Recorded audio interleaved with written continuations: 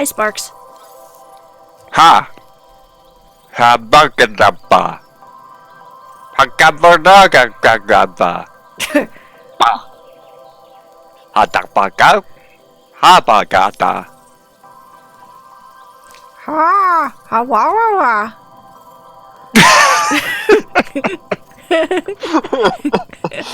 Oh god.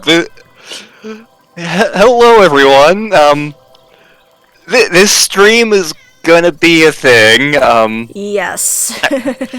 As you can tell, we're back in the Spyros, partly as a palate cleanser, partly because I am tanked to the gills on my headache medicine, and that doesn't take a whole lot. The Lantern's not here right now. Please leave a message after the habagadaba. I may have shown him the Dog of Wisdom during the week, so that's why that's going along. Haba.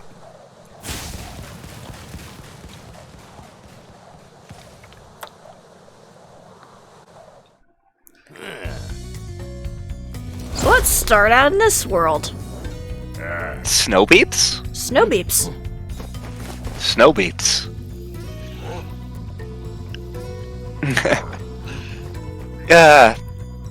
Everybody has... Yeah. Everyone has a favorite evolution, and mine is the snow beep. Yes. Oh. Also, those guys have mustaches for eyebrows.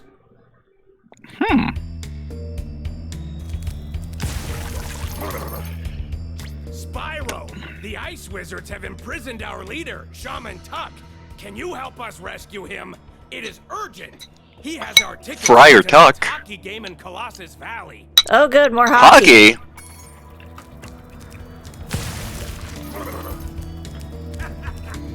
Alright, wakey wakey, I need you guys to help me. Get on the catapult.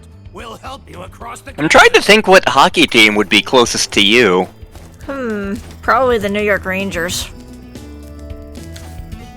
Let's see here. I know the Islanders are sort of more towards New Jersey. The Buffalo Sabres exist, but I don't know how close that is relative to you, because I have very little concept of what New York is shaped like. Yeah, we're kind of shaped funny.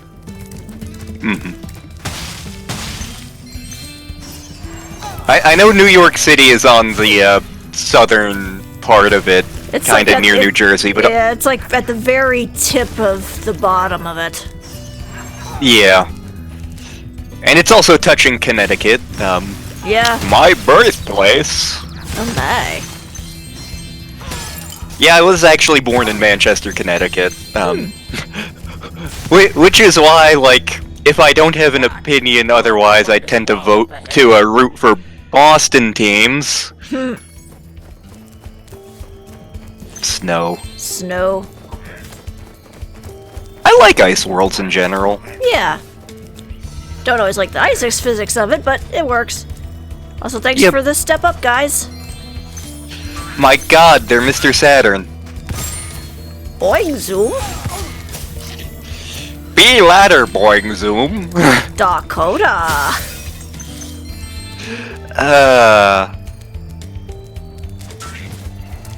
I actually gave a friend a plushie Mr. Saturn for their 21st birthday, a few years ago.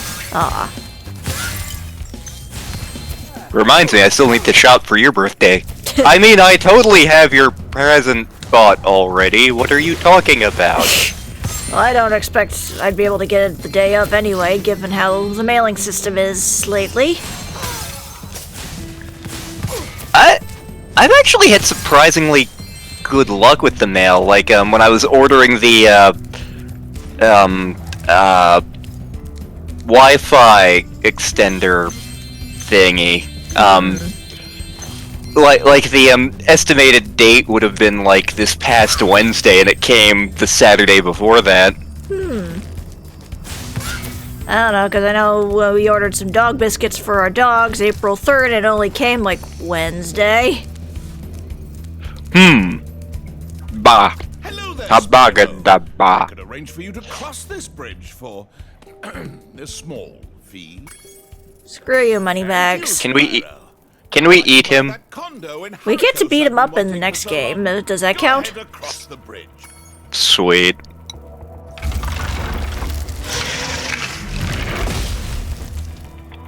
Yeah, that's normal. My god, the bear's a necromancer. Yep. Area is infested with creepy draglets. If you could fly, you might be able to help us get rid of them. Okay, let's come back here after I kill a few more monsters. Okay. Because What the hell? they spawn ridiculously fast, as you can see. Always remember to spay and neuter your monsters. Although, it begs the question of, can we find those particular parts?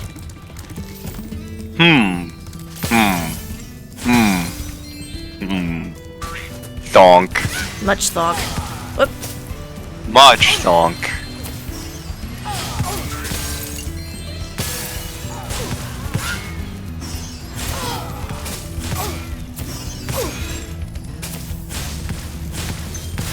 Ah, whoops. I'm Mr. White Christmas. I'm Mr. Snow. I'm Mr. Shit. That's more than I remember. I'm Mr. Icicle. I'm Mr. Ten Below. They call me Snow Miser. Whatever I touch turns to snow in my clutch. I'm too much. Do do do do do. The Year Without a Santa Claus was like my brother's favorite one of those Rankin Bass claymation Christmas special things. Makes sense. And I remember a couple of years ago, back when we had more channels on cable, because we actually watched more TV, on one of the channels they had like the modern sequel to it, which came out in like 2008 or whatever, and Courage and I were like, oh boy, they made another one of these! And we watched it, and it was terrible. The notable thing was the bad guy who was like, the Wind Elemental! Sounded suspiciously like Zap Brannigan. It wasn't Zap Brannigan, but it sounded like Zap Brannigan, and that did make us a... We were making Zap Brannigan jokes the entire thing. Ah. Yeah, I know they made a sequel to the Rudolph one, which I question heavily. Oh, the, Rudolph's Swingin' New Year or whatever it was? No, not Rudolph Shiny New Year. I mean, like, they made one as a sequel to the actual first Rudolph one. Oh. Yeah. Oh. It was CGI. Why? Ew? Yeah, it looks bad. The plot of it was incredibly terrible as well. Also, Here we are talking about... Also, for some reason, they got Rick Moranis to be the villain. How did they talk him into doing that? He's been, like, retired for years. I don't know. And, like, I respect them. I mean, you hear about this on the internet all the time, but, like in the 90s, late 80s, up through, like, the early mid-90s, Rick Moranis was becoming huge. Like, everybody wanted him for stuff. But then, his wife was undergoing cancer treatments, and then she died, which, tragic. Yeah. And, like, he was at the height of his career and popularity, and he was like, you know what? I have enough money. My kids need me. I'm gonna take care of that. And you have to respect the man for it, because, again, like, he could have... Snowbeep. He could have made a boatload of money. Yeah. Snowbeep. Snowbeep. Come here, Snowbeep. Yep, say hello to George the Snow Leopard. Part of the reason why I decided to make this one the first episode. Come here, eat a Snowbeep. Yeah, I think it is that we have to bribe him, as it were.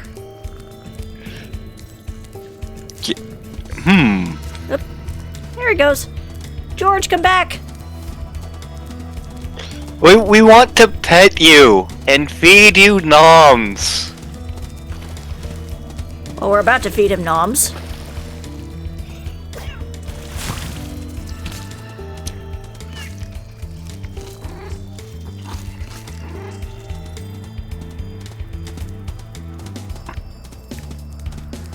Okay, I know I joked about this in DMs, but this is legit like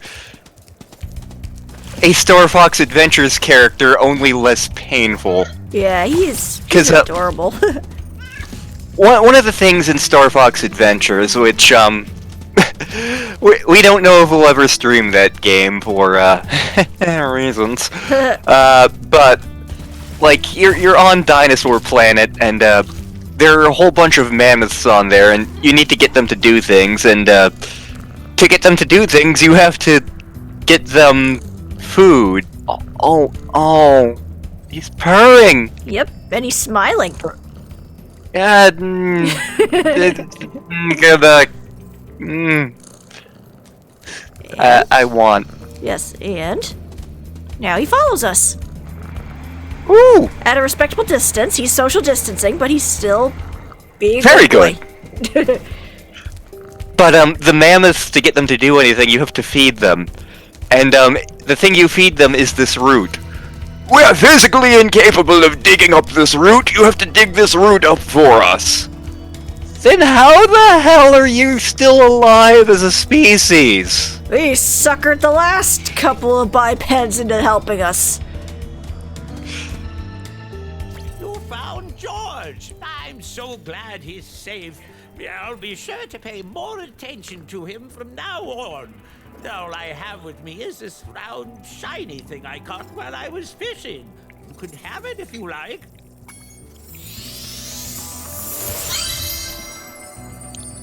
Shiny. Shiny. Alright, George, take care, pal. You're a good snow beep. Very good. Okay, now I think we should have enough so we can actually deal with those giant ice ticks. Is that what those were? I'm assuming. I mean, they're called Draclets, but I like to think they're just like snow ticks. I thought they were like snot bubbles.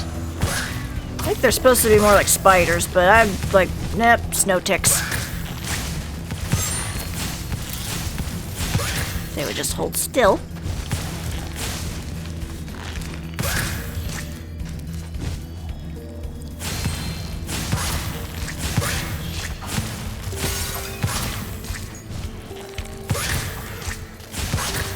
The design of the snow ticks remind me of Ratchet and Clank for some reason. Which I mean shouldn't be terribly shocking because again another Insomniac franchise. True.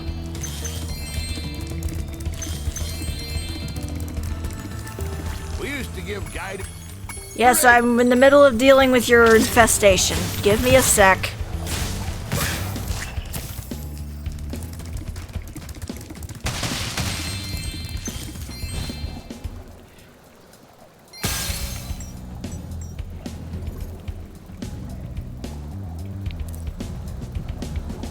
As you see, they breed like rabbits.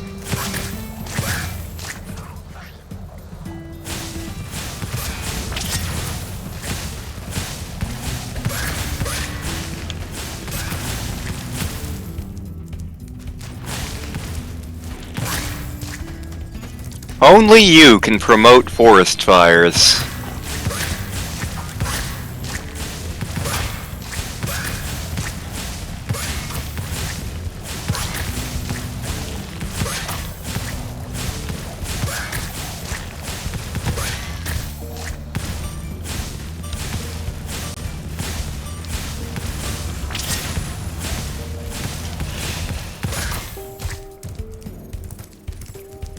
Alright, where's the last one?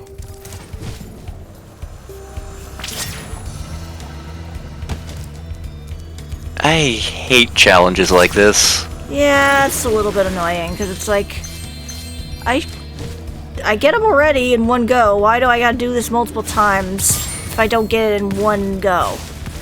Yep. Still, not as bad as Canary Mary.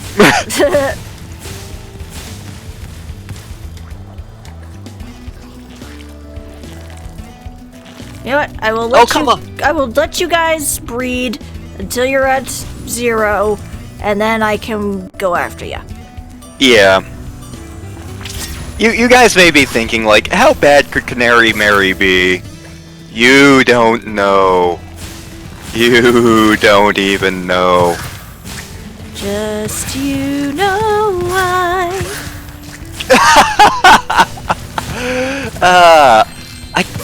Did I finally send that to my dad? I know I told him about it and that he needed to watch it.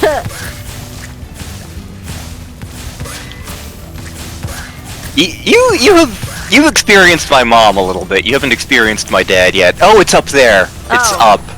Figures. Unless I'm hallucinating, which is not impossible. Where'd that cat come from?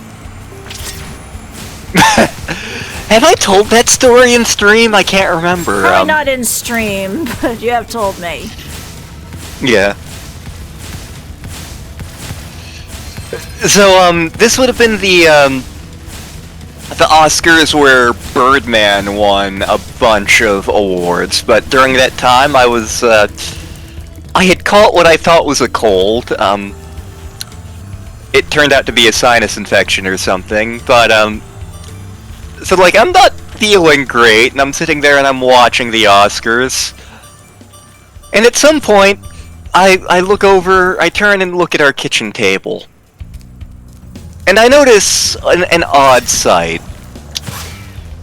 There is a cat standing bipedally on our table, and it's doing, like, the Cossack dance. You know, the Russian squat dance thing. I don't know the proper name of it. I apologize for calling it the Cossack dance.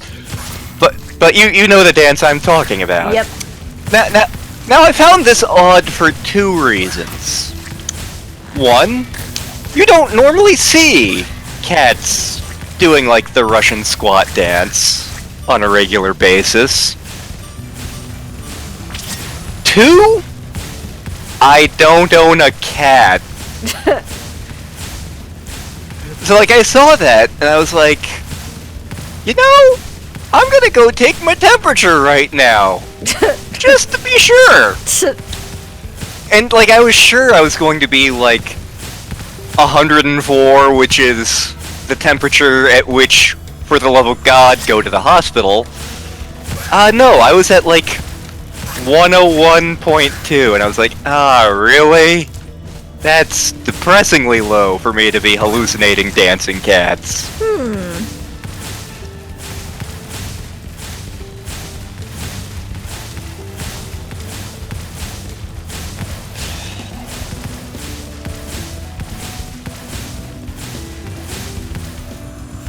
Okay, seriously, what am I missing here?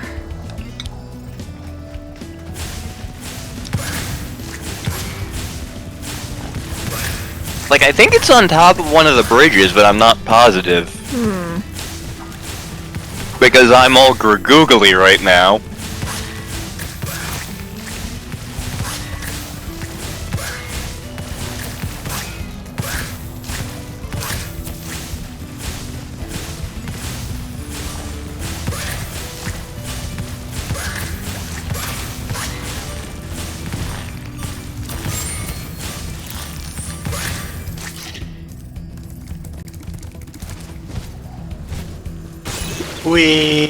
Oh, I could have jumped Take over damage. that. Take damage to save time.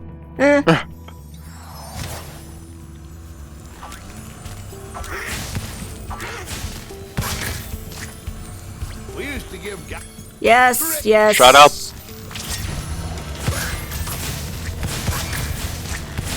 Finally leave!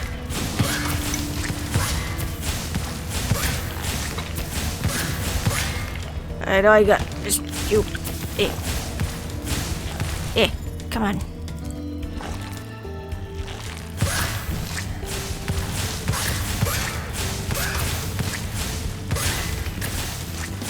Spyro the rail shooter. Yeah.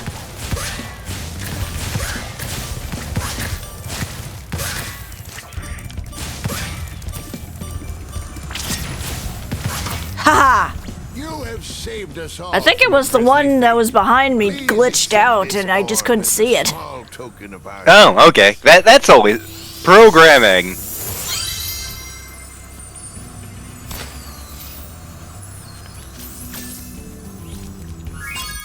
Oh, okay, I got all of them. Okay. 100%.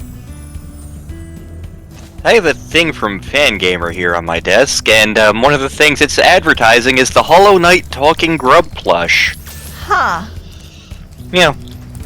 I can't remember what I specifically got with this batch of Fangamer stuff, but it came with, like, a little Mother 3 card and a Guacamelee button. Huh. Yeah. And I know it was unrelated to either of those things. Maybe it was the Ralsei plush those came with. Maybe.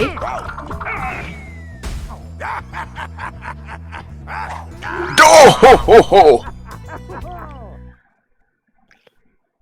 My god, everyone in this world is dumb. Yeah, for some reason they have their facial hair on their heads much higher than usual. I mean, my eyebrows could almost be a mustache. Very expressive. True. Okay, so with that one, I think the next few levels are all up here. I took care of a bunch of the ones that we didn't 100% off screen. Yep. And did the flight levels as well, because nobody likes to sit through the flight levels. Do do do do do do do. Okay, Scorch, that was the one with Handel and Greta. All right. Fracture. I thought you were about to say that was the one with Han Solo. No Han Solo in this game. Although in the third game there is a Lara Croft ripoff. Ugh. Yeah. I actually rewatched Solo, was it last week, week before? Because my parents had never seen it. And, so when I saw Solo in theaters, I didn't really enjoy it. Like, hello. Goat. Yep.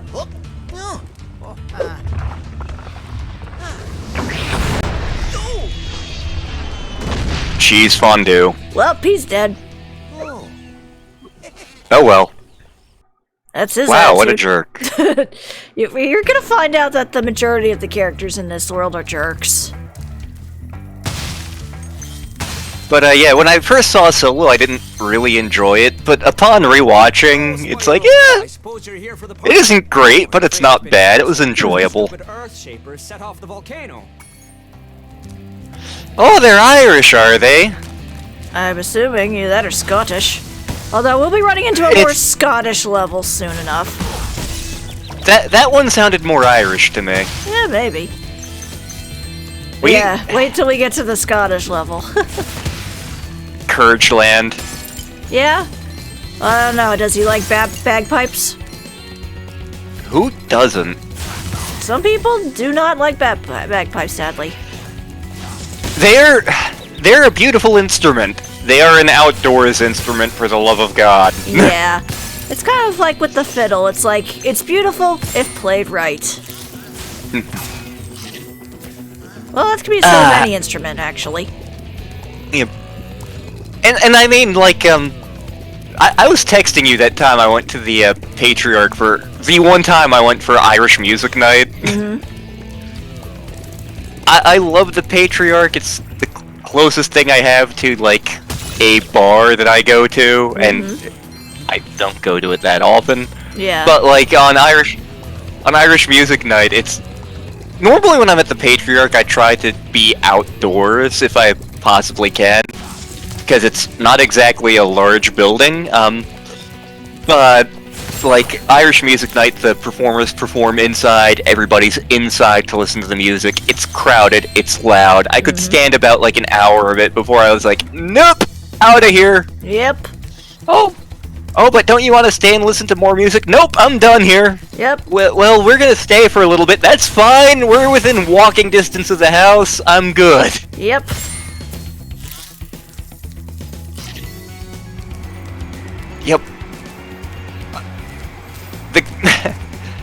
One of the great things about living in the city is that a lot of restaurants that I like are within walking distance. Yeah. Couldn't say the same of where I grew up. Yeah.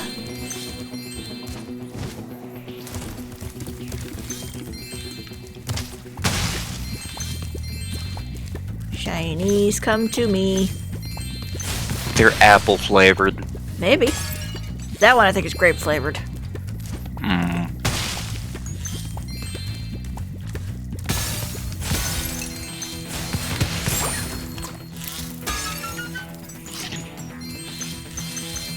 And that one I think is lemon flavored. Lemon. Nope. Okay, so since I killed the Earth Shaper with my fire breath instead of saucing over there, you're gonna be stuck holding that molten rock for a while. Good luck. Delicious cheese. I'm actually having mac and cheese right now. Nom. The leftovers I had from making the tuna mac and cheese earlier this week. Ooh. Tempted to try this recipe again with some other cheeses, but problems for future me. Yeah. Just pile a crap ton of bacon in there. I mean, you could easily take the tuna out of this, throw in bacon, and it would be just as delicious, if not more so. Yes.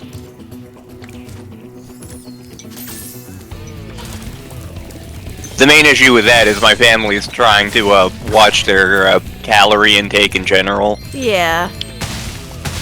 Unlike me, who just will, like, go extended periods without eating and then eat a large pizza. Yeah. My eating habits are terrible. But yeah, what was I saying about the characters here being assholes? I'm just a regular Joe with a regular job. I'm your average white suburbanite slob. I like football and porno and books about war. Got an average house with a nice hardwood floor. My wife, my job, my kids and my car, my feet on the table, and a Cuban cigar. But sometimes that just ain't enough to keep a man like me interested. Oh no, no way. Oh no, I gotta go out and have fun. Someone else's expense. Yeah, I drive really slow in the ultra-fast lane, while the people behind me are going insane. I'm an asshole, he's an asshole, such an asshole. I'm an asshole, he's an asshole, what an asshole. I use public toilets, piss on the seats. I walk around in the summertime going, how about the seat? I'm an asshole, he's an asshole, what an asshole. I'm an asshole, he's an asshole, what an asshole.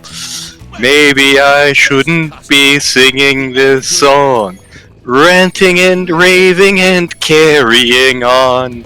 Maybe they're right when they tell me I'm wrong.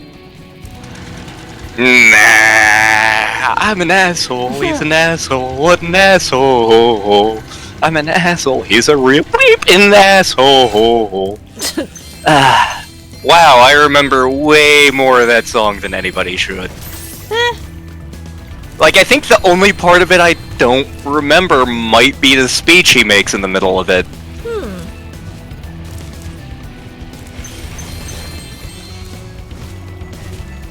So yeah, that happened. Yeah. As I attempt to scale Mount Doom, I guess. You're scaling the aggro crag. Nobody here has any idea what the hell I'm talking about, but it's fine.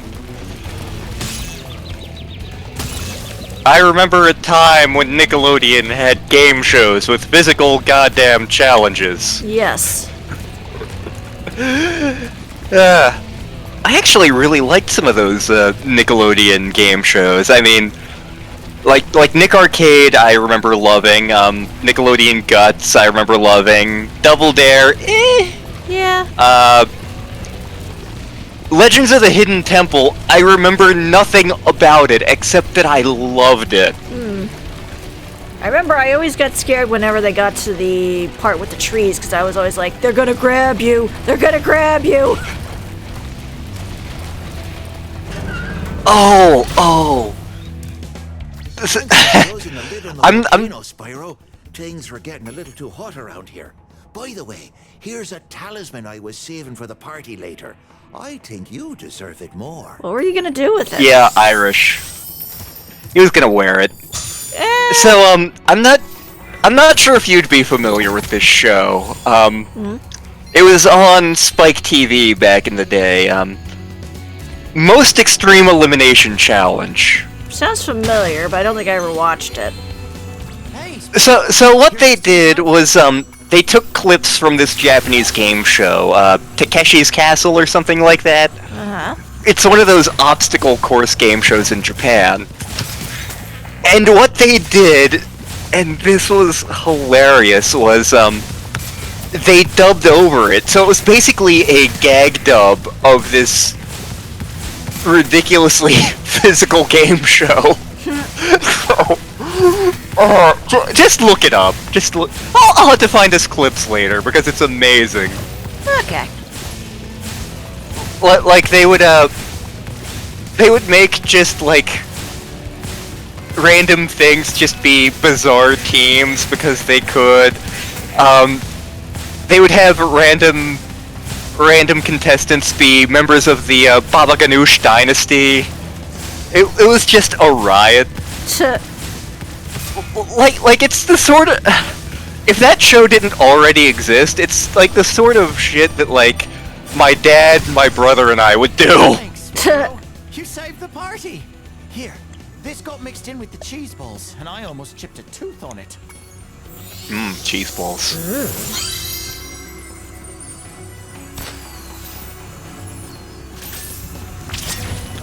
Hearing all these Irish accents makes me pine for Father Ted. Let's try it again, Dougal. These cows are small. Those cows are far away. No, Ted, I'm still not getting it. I slipped into Scottish there. Graham Norton was a character in that show. He was only in like 2 episodes, but Yeah. he was like hilariously, flamboyantly gay priest, and it was great.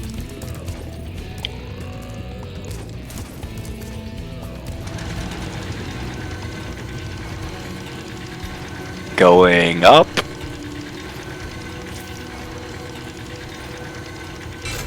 Hi. Hello.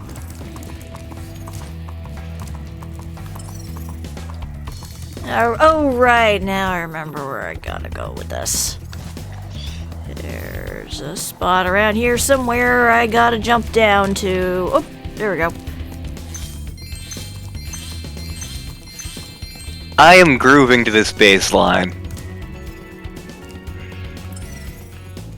Oh god, we're in Hailfire Peaks from Banjo-Tooie. Hi, Hunter. Check out this cool cave I found. Let's play a little game.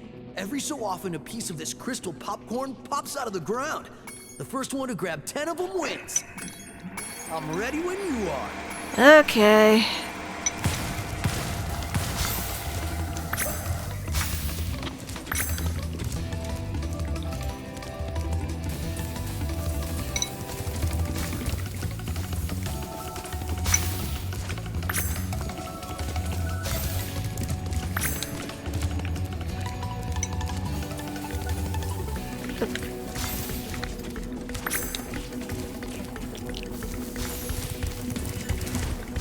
Darn. Okay.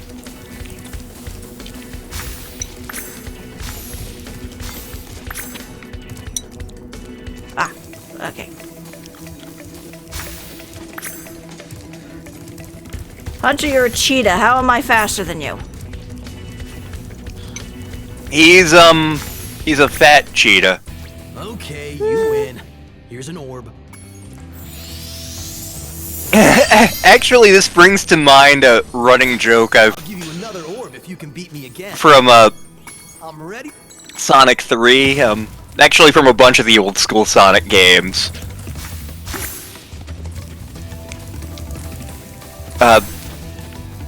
Sonic's supposed to be the fastest thing alive, but in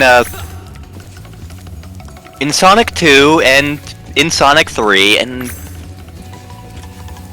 I think at the tail end of Sonic 1 maybe? I'd have to replay the ending of that game to be sure, but Robotnik, who is an overweight middle-aged man, is able to keep pace with Sonic and outrun him to his Eggmobile or his giant robot or whatever.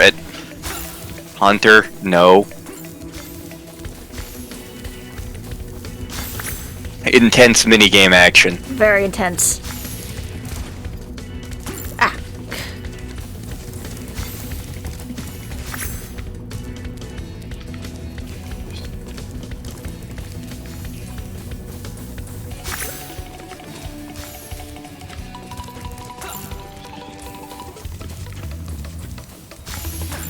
Darn it, I'm probably gonna lose this one. Yeah, I'm definitely gonna lose this one. I believe in the heart of the cards, or not. Oh, come on.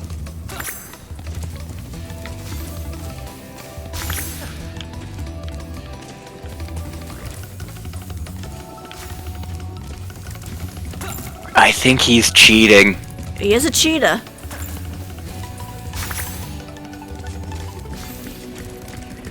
I just remembered a thing from Family Guy, and I made myself sad because it was also a reference to a specific member of Rush.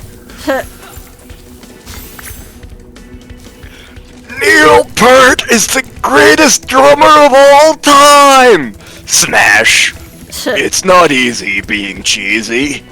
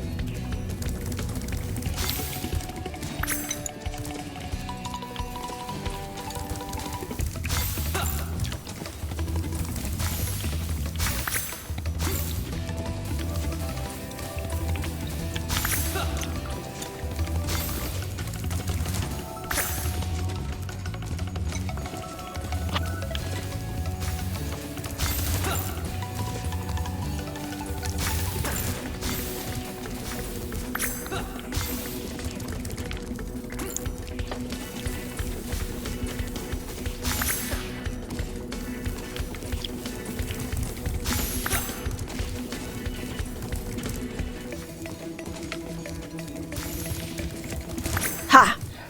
You're really good. I'm gonna have to come up with some harder games. For now, I'll take this orb. I guess you earned it. Screw you. Pretty But much. yeah, when Neil Peart died, Sirius XM did on the station that I usually listen to. They did like Rush Radio for 2 or 3 weeks. I like Rush, and I especially started to like Rush when I was listening to deep tracks and they were playing things that weren't the songs you hear all the time, like Tom Sawyer and Limelight. I'm not a huge fan of, but like there are plenty of other Rush songs I love that I adore. That said, it took like my dad and I about 2 days to get really sick of Rush Radio, and we were like, okay, we can play some. Neil Peart is great. He was a fantastic lyricist and songwriter. You can play something else now. and like the issue was, it's not that Rush is bad. It's they have a particular style that they stick with. So like, once you hear a good amount of Rush, it's like, okay, I kind of want to hear something else now. Yeah. Whereas, like with the Billy Joel channel, which I adore when that thing exists, Billy Joel, one of the big things he did, for good or ill, was he wanted to experiment with a whole bunch of different musical styles, particularly because he considered himself a songwriter and he just wanted to try all the music that he could. So like when the Billy Joel station comes on, there's a whole bunch of songs and they all cover a variety of sounds, and it's like, oh, this is interesting because it takes notes from this. The song Innocent Man is totally his take on like one of those 1950s type rock songs that like the ballady songs like you lost that love and feeling. Whoa, that love and feeling, or even like down by the boardwalk, down by the sea. Like all of those were things he took inspiration from and did his own thing with. But it's like one distinct musical thing, and then Miami 2017 sounds completely different from that, and so on and so forth. Or like take David Bowie. David Bowie reinvented himself like every other album, and it's amazing. Rush, they're just Rush all the time. They're great, but welp. So what were you saying about them being assholes? A-S-S-H-O-L-E! Everybody, A-S-S-H-O-L-E! Dunk-a-dunk, dunk-a-dunk, dunk-a-dunk. I'm an asshole, and I'm proud of it.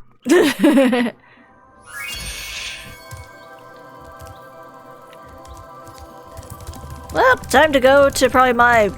This is definitely one of the worlds I'm not overtly fond of, if only for a certain minigame. Oh, it's Tony Hawk Pro Dragon Man, right? No, that's in the third game. Okay. This one has a more interesting one.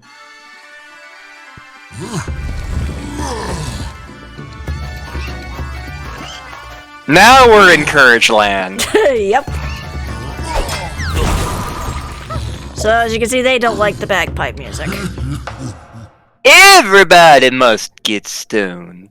Will they stone you when you try to be so good? Will they stone you just like you knew they would? Pretty cute quadruped. I wish I could take you on a tour of our temple, but a bunch of lousy earth shapers have encased it in stone. Well, I would not be so all alone. Everybody must get stoned. God damn it, Bob Dylan.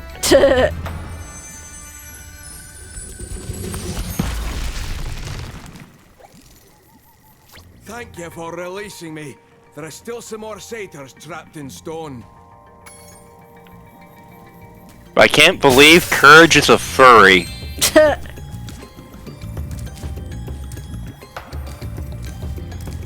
yeah, that's the main gimmick of this area. Also, just as a slight warning, the bushes attack you. And the trees. The trees of the I can't remember. It's been like 15 years since I've read Macbeth. I do have a good Patrick Stewart version of it on DVD somewhere. Yeah. It's modeled on Stalinist Russia.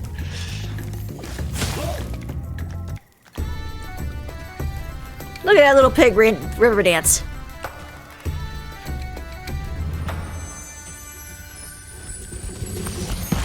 My dad was totally wearing his kilt for Easter, even though, so I got up to go to the Easter service via the internet, and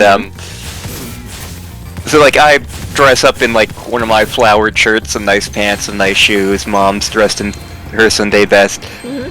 Dad is wearing his kilt. We're all like on the couch, crouched around my mom's phone because the sound wasn't working on her iPad or whatever. And it's like, yep, this is just a little bit ridiculous, but you know, you do what you gotta in quarantine times. Pretty much.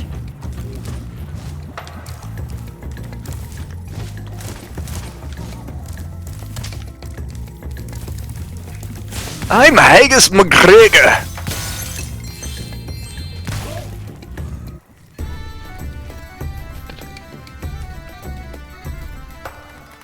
My mom loves Scotland. She's been a couple of times. So is Dad, for that matter.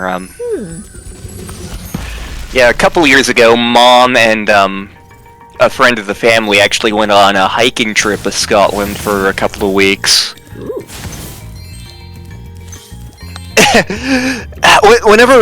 Whenever my parents go on vacation, my friends Ginny and Tony joke about, like, can we go with them? You're not going with them. Can we go with them?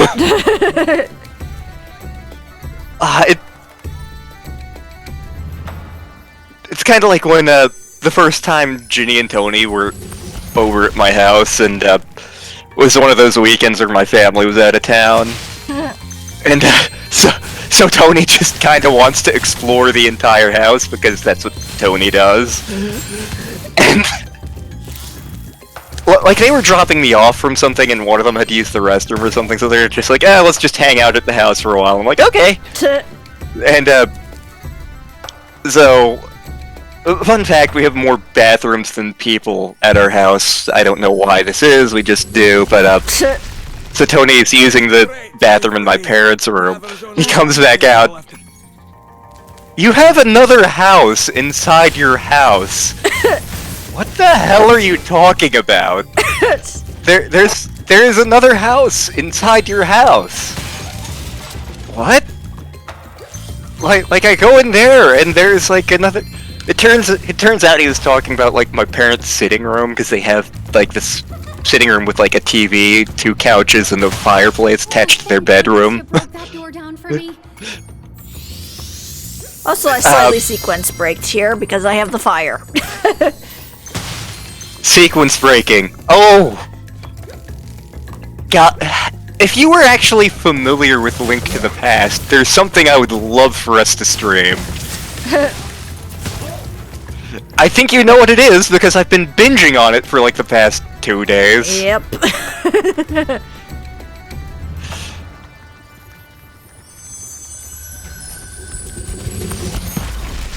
Yeah, Tony at one point was joking about, like, could we just move into your house? Because, like, you guys clearly aren't using half of it. And, like, I was like, I know you're joking, but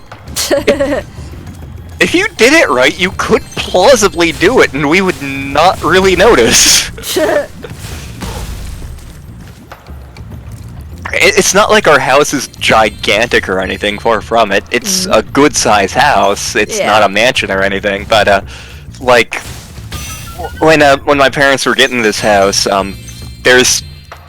got the upstairs section for me, and then there was a section of the house they got because they were under the assumption that, oh yeah, my grandmother would be moving in with us. Well, no. So there's just, like, there's basically a chunk of the house that we just, like, don't use. In fact, since my sister and her family now live much farther away than they once did, Dad converted one of the rooms over there to his music room, and that's why, like, you'll hear me joke about, oh hey, Dad's playing the cello now, because that's literally right under where my computer is.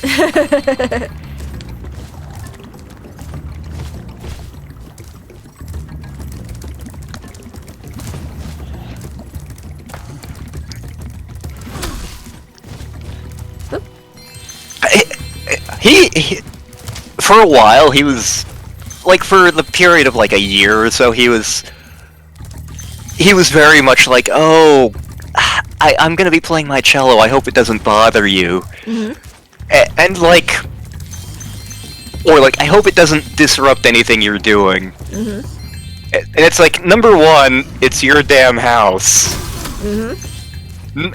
Number two, there is very little I could be doing that it would disrupt that badly.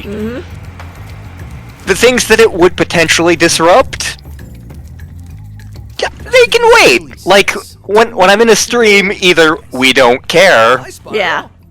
or I have my headphones on and you aren't able to hear him play the cello anyway. Right. He owes me a favor. And number three, I actually enjoy hearing him play.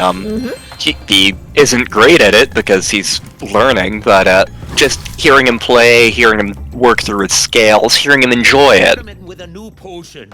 I'd like to try it out, but the Earth Shapers have made going out a bit difficult. Could you kindly offer me an escort? But yeah, this is the mini game I meant.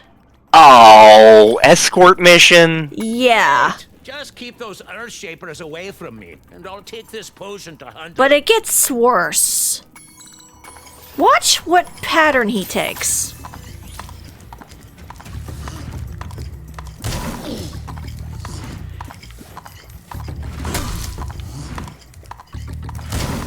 So he's going the most roundabout way possible. Yes. But it gets worse. He's backtracking.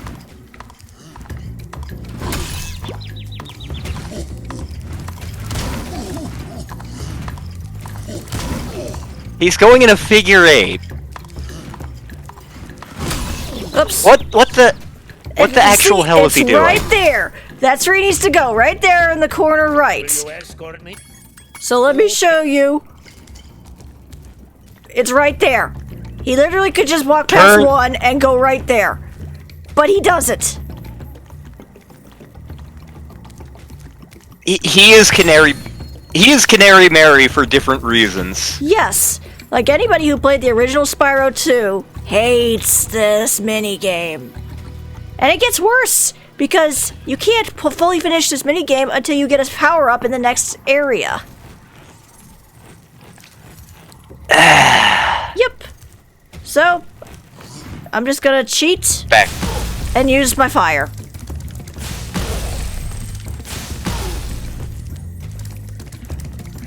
It's not cheating if they give it to you. Pretty much.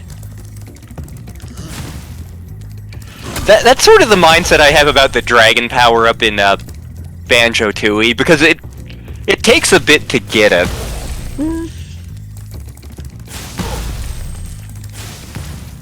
Banjo-Tooie, so much backtracking.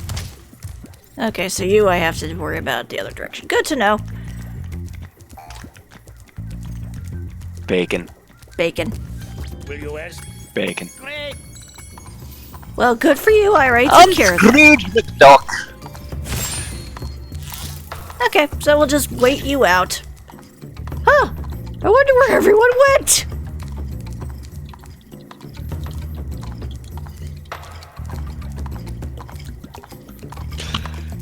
Oh my god, Kikyo is apparently Deanna Troi in that one episode of Star Trek with Kevin Uxbridge. Oh my. Make the music stop! I quite enjoy that episode. Not as much as God, we need to watch more of that this week. I don't know what episodes I'll have us watch, but we need to watch more of that this week. Yes. Darmok and Jalad at Tanagra.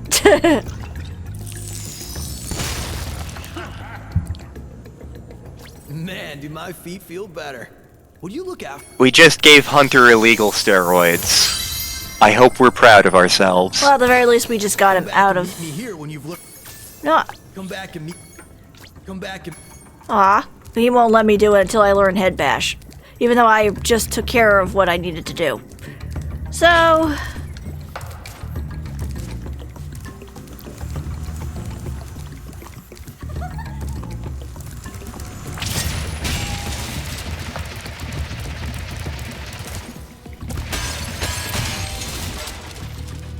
See the lights go down on Broadway. Seen the Empire State laid low. It's funny because Broadway's closed till June 7th at this current point in time.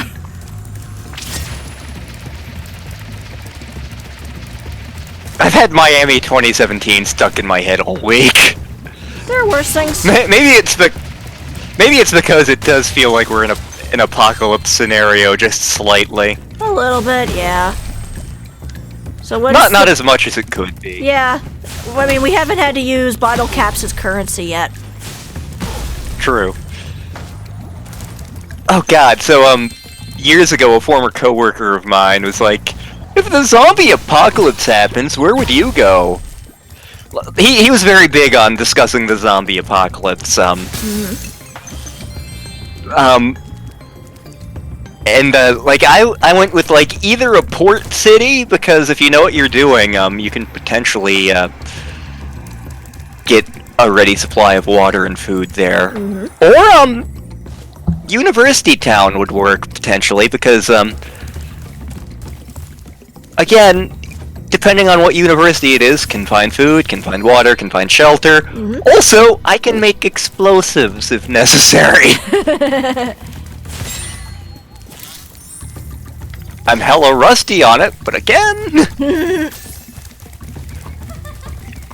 another one of his things was like, who from our job would be like your zombie apocalypse survival team? And my response was like, heh, bold of you to assume that I'd survive the zombie apocalypse. Making a lot of assumptions here. There's reason for my madness. Supercharged challenge.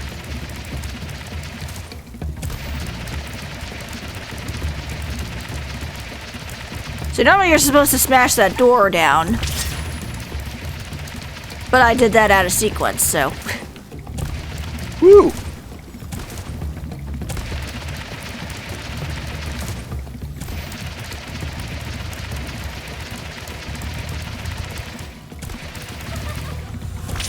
And there we go.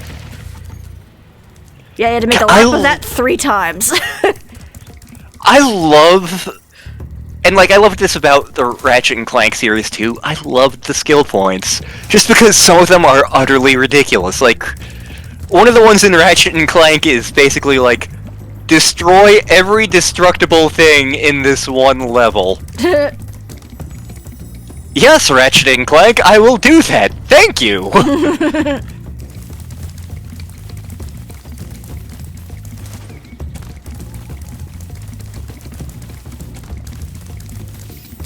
Seriously, Spyro would be a kick-ass Pokemon. He would.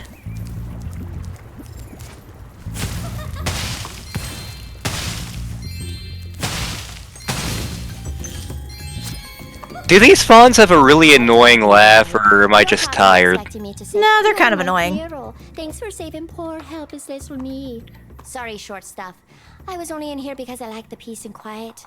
Anyway, the other fawns wanted me to give you this talisman. Originally, she had a Valley Girl voice. Shield not important! Talisman, that important. Indeed. Ah, Jackie Chan Adventures.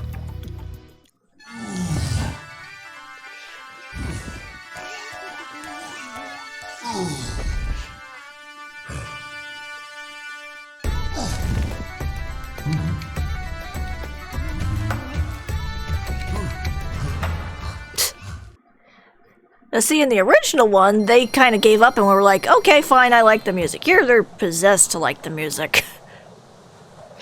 Well, one of those versions I like way better. Yeah.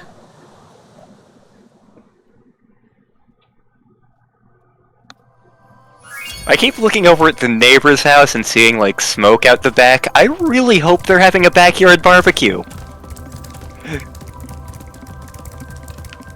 Like that they're grilling or something. Yeah, hopefully. Because I'd hate for the neighbor's house to be on fire because very likely yours end up on fire, yes. Yeah. I would prefer not to be lantern on fire. Yes, you're hot enough as it is. What the actual hell? I heard. Oh no. Yeah. The bastards are back, but in a different way.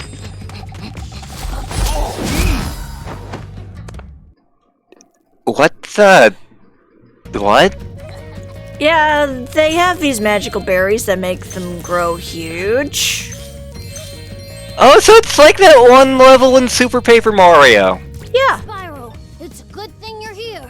I've been trying to get a berry out of this magic berry bush, but I'm just not strong enough. If you charge or flame the bush, one of those That's yummy clearly a berries will drop. tree, though.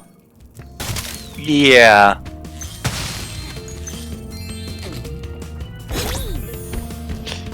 Form of chonk. Pretty much. And yet, we're not allowed to eat it.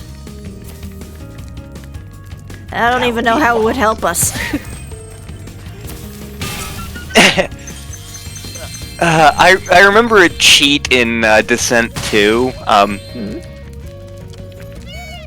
You do the little cheaty thing and you type in Godzilla. Message pops up on screen. Oh no, there goes Tokyo. Oh no. They say he's got to go Godzilla. But what it would do is, normally there isn't collision damage in that game. With that cheat, you can ram things and they die. Descent and Descent 2 were awesome. I need to check how the Switch port of that is coming along. Because those games were kind of a big part of my childhood. Yeah. Space. Peacocks. Yep. They're the fodder in this world. They must die. They will, when I get hit. So, when I still lived in Virginia, we actually had neighbors who bred and raised peacocks. Member of the county... worked for the county sheriff's office, was a police officer, but anyway, So like, you all are like, oh, peacocks, they're beautiful. They're gorgeous birds. They are also incredibly loud and obnoxious at like 4 in the morning. Yeah, that was a thing. And they probably attacked you too. Well, no, because I never went over to that house. Ah. They're, like, they had 2 kids and they were Courage's and my sister's age, so I never really had any good reason to go over there. That's fair. And even back then, you were like, no, stay away from the birds. Actually, at that point, depending on what year you're talking, it would have been more, stay away from dogs, just because I had a really bad experience with one dog. I've gotten over that since then, obviously. Yeah. With how much you fawn over Jamie. Good boy.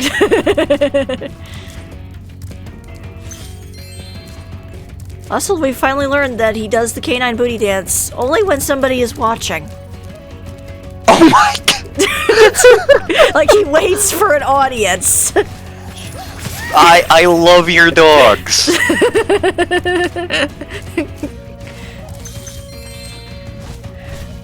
Like, we found that out today, where it was just like, he had to wait until we turned around before he started doing it.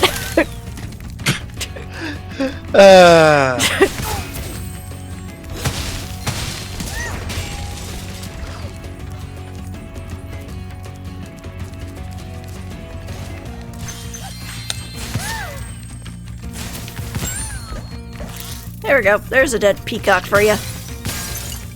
Yes! Feel the hate flow through you. Yeah, you got beautiful plumage, but you're obnoxious as all hell. I remember, not terribly long after Ginny first moved here, Tony was busy at work that day or something, and, so we ended up going to, the Oklahoma City Zoo, and, we also wound up going to Lee's Sandwich Shop, which was another fantastic experience, but, some of the peacocks were actually out of their pen and just wandering around the zoo, and we were like, is this supposed to be... should we be worried about this? No? Okay. I think I'd be more worried, though, if it was like the emus got out. Yeah. Because those things are evil. Yes. They are dinosaurs that remember they're dinosaurs. Yep. Like, I remember Ross Noble's stand-up about that, where he was like, he was driving on his motorcycle one time in Australia, and an emu just randomly jumped out in front of him and just started running all over the place. It's like, how do I dodge that? Emus. The Great Emu Wars. Yes. When all else fails, throw an emu at him. Yep. The closest we have to an emu in Mega Man X, I think, is Overdrive Ostrich. Yeah, that makes sense. Which is a fun level.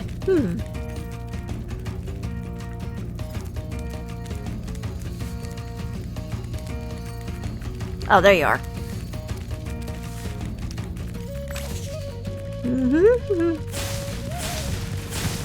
360 no scope! That's one down. 2 more bastards to go.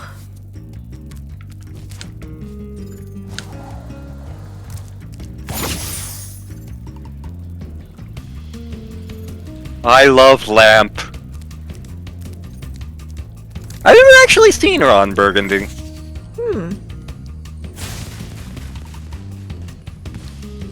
That's 2. Ugh. Excuse me. You're fine.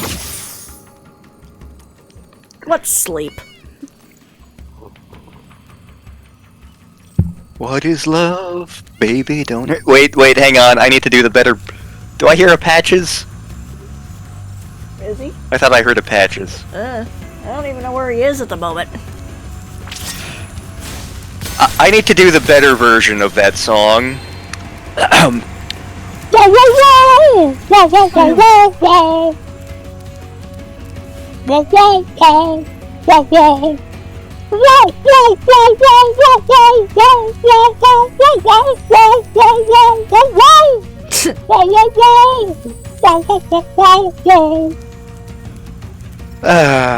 Crash Bandicoots. Crash Bandicoots. I really wish they had done a TV series on him. He could have made one work. I loved back in the late 90s, early 2000s, and God, this could be a Sega rant. The ad campaigns for Crash Bandicoot. So do I have this rant in me tonight is the question.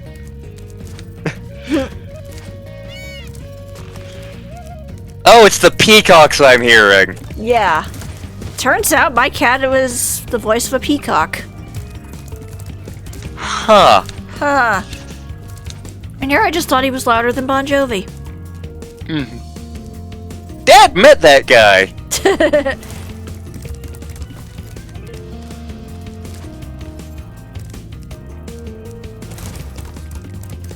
I'll save. Yeah, we could I'll probably save the Crash. Yeah, we could probably save that for when we actually do Crash.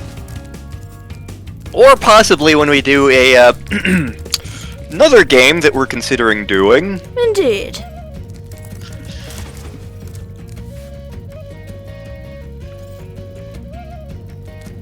Now the question is, where's the last one we gotta worry about?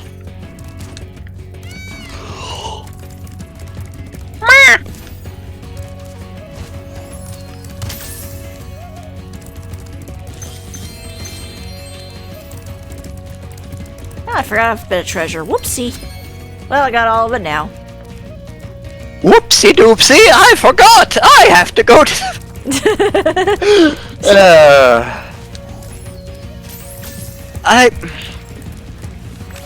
I do legit want to show my.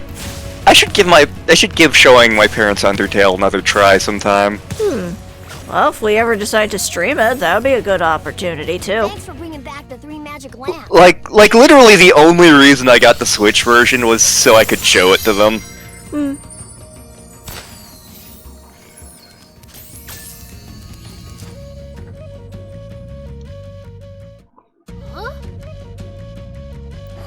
Huh? Huh?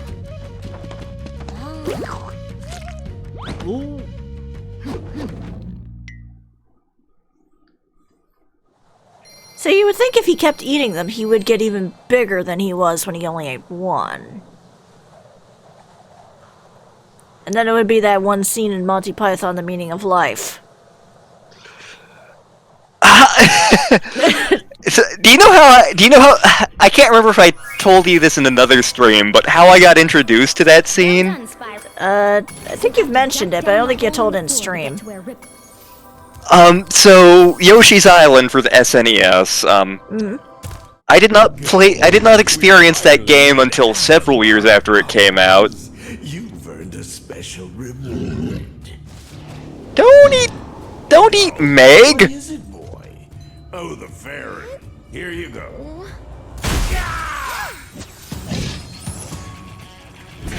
But, so... You singed my cape! Dragon, you are really starting to get on my nerves! Say goodbye, flame breath! Nope! Lunchtime!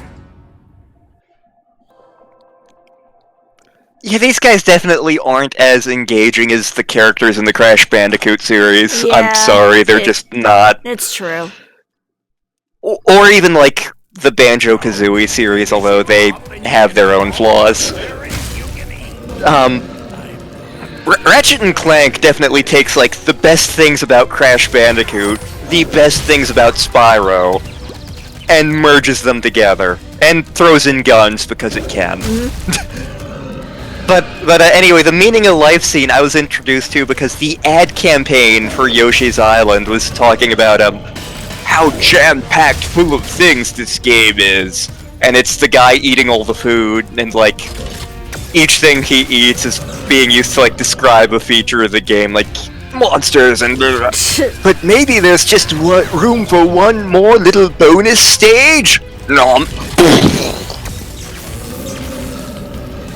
Of course, that was, like, not long before the N64 was coming out, so not as many people were paying attention to Yoshi's Island. There were a couple of games for the SNES that suffered from the same fate, that were, like, really good, but were overshadowed by the N64.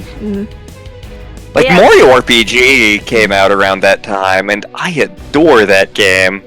And now time to cheese this fight, because I have the fire up.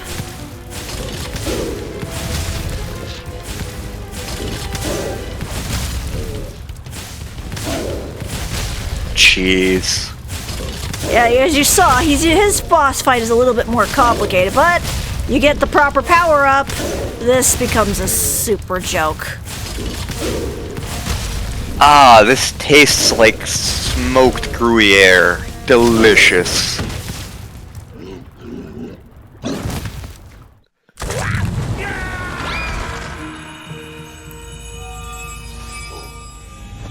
Oh, a magic book. I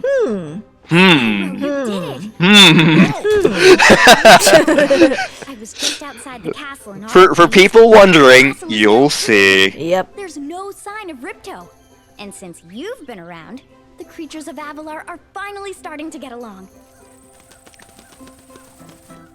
Yeah, the narrative thread of this isn't as tight as Spyro is, as the first Spyro is, which isn't saying much because there wasn't much of a plot in Spyro 1 either, but This is great. Aren't you gonna join me? No. I'd like to, but I've got to go check on the professor in the winter tundra. He's still trying to fix the super portal so we can send you home. Oh, that sounds interesting. I think I'll just hang out here for a while and soak up a few rays. You're in a castle. How are you gonna soak up rays? Also, can you get a tan? Hey, where'd Laura go? I better follow her. you're an idiot. Yeah. She literally just told you. Yeah, well, he clearly wasn't paying attention. Like, that seemed to be a common thing they were doing even back then with Laura and Spyro. They were trying to force a relationship. But the thing is, Spyro doesn't seem actually interested. It's more just Laura being one-sided in the whole situation. This game doesn't need it. No. And it gets a little worse in the third game, too. But we'll touch on that another time. More calculations to set it up. I think I have it. Excellent. Everything is finally ready. Seriously, the narrative thread of this game is just super weak. Yeah. Like the first game. So, you thought you had gotten rid of me. Well, I'm afraid not. I persuaded that fat bear Moneybags to sell me a few bombs. Quick, the power. Seriously. Don't even try it, book boy, or you'll be the world's smartest pile of ashes. This is just what I need for a new scepter. Hunter, do something quick. Hey, give that back! Well, I tried. Like I know this is a collectathon platformer, and it doesn't need an elaborate story. Yeah. I'm going to rename this But Rip Tony. like, and I hate that I keep comparing this to the Banjo games, but like, Banjo-Kazooie, there's a witch. She kidnaps your sister and kidnaps the Jinjos. Get them back. Mario 64, Bowser's in the castle. He stole the stars. He's got the princess. Go after them. Yeah. Spyro 1. Spyro 1 even. The dragons insulted Nasty. Nasty got upset. He turned all the dragons into crystal. Rescue them and beat up Nasty. This one, it's just, oh, Ripto's here on accident, and he's kind of a jerk. Beat him up? Question mark? Like, it doesn't feel like there's a consistent goal going on. Like, there's not really a reason to be here or a reason to do things, and Yeah. like, again, it doesn't have to be much of a reason, but it's just super weak, and it makes, as much as I'm enjoying the gameplay of this, and as much as, like, I can be super relaxed for these streams, Yeah. the fact that there's, like, not a good, coherent narrative thread kinda makes it hard for me to, like, get into what's going on. Yeah. Which is why I'm talking more about random crap than the actual game itself. Yeah. Again, the gameplay is good. The gameplay is fine. It's just, it doesn't have that je ne sais quoi to draw one in. I mean, we even start out with the fact that Spyro was not supposed to be here today. He was supposed to be on vacation. Yeah.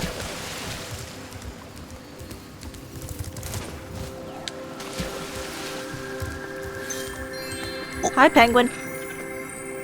Wah. We do get a cooler penguin in the next game, but Piplup. Piplup with guns. Oh my god. And who can fly. Wow. Yeah.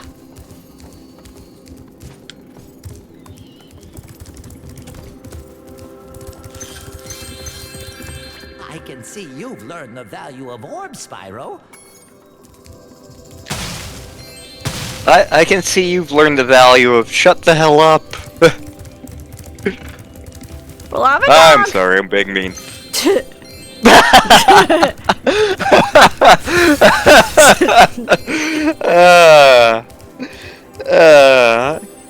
God, the cave was fun.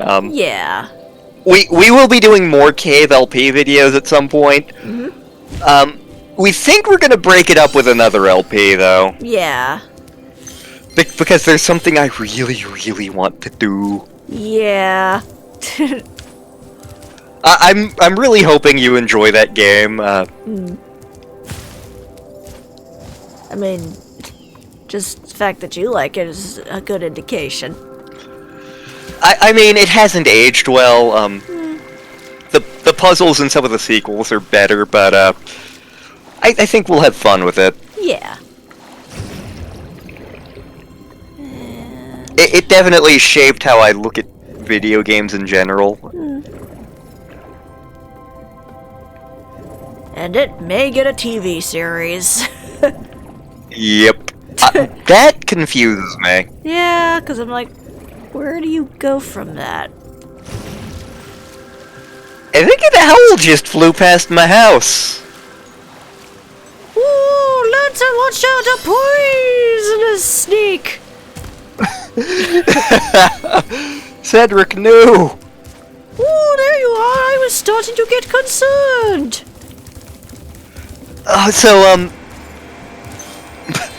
In Space Quest 6, much like Space Quest 4, there is actually voice acting.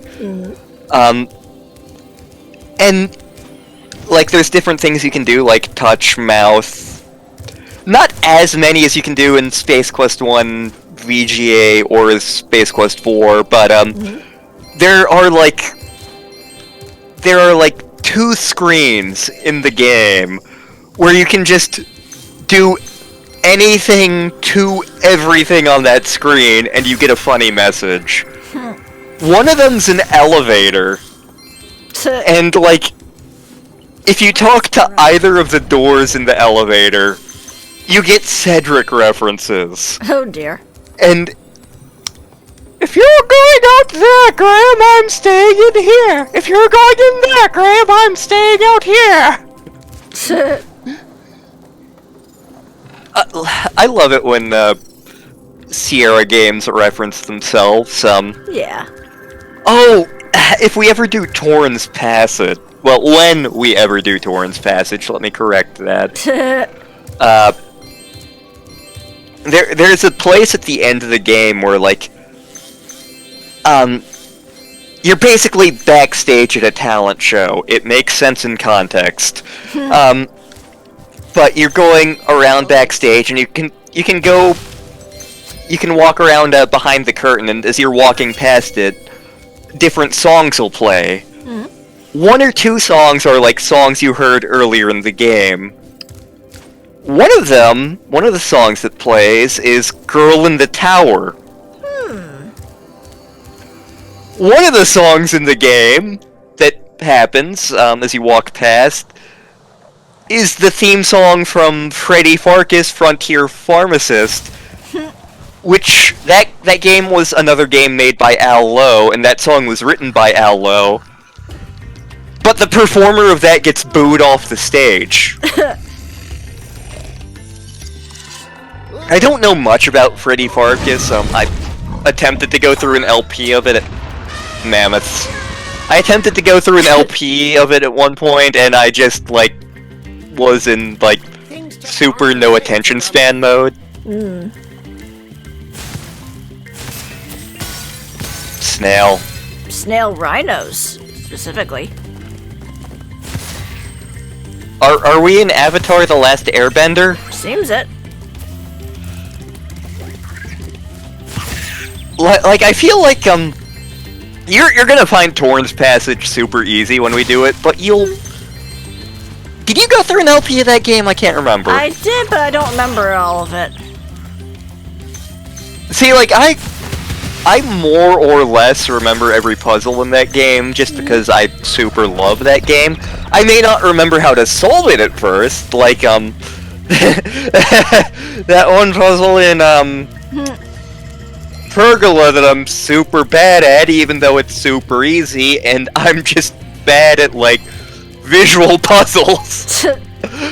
But, yeah, like, I more or less remember every puzzle in that game, and again, they're not hard puzzles. It's no King's Quest 5 or 6, but, like the way the world of that game is set up is really cool. They were definitely building up to bigger things before the market on point-and-clicks fell out. Yeah. That was gonna be a series, and it would have been amazing. Yeah.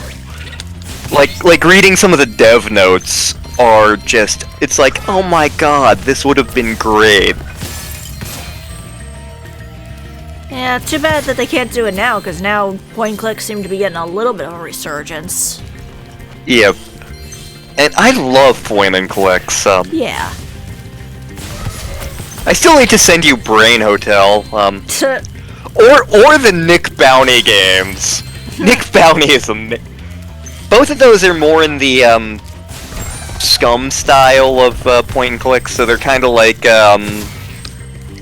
Maniac Mansion in terms of gameplay. Not Maniac Mansion, Day of the Tentacle in terms of gameplay.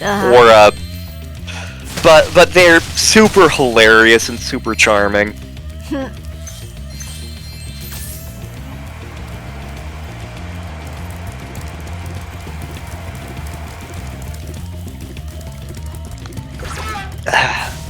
I do admittedly really like collectathon games, although some of them get overblown a little bit. Yeah. I do still need to actually try playing Super Lucky's Tale. I haven't popped that open yet, because I was busy popping open Final Fantasy X, finally. Yes. Was going to play more of that today, but was busy being...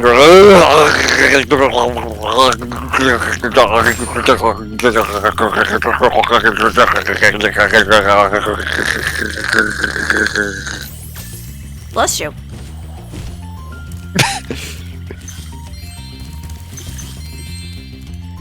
Raspberry flavored shinies. I'm so glad you're here. Oh, this is another one of those those mini games that is really stupid.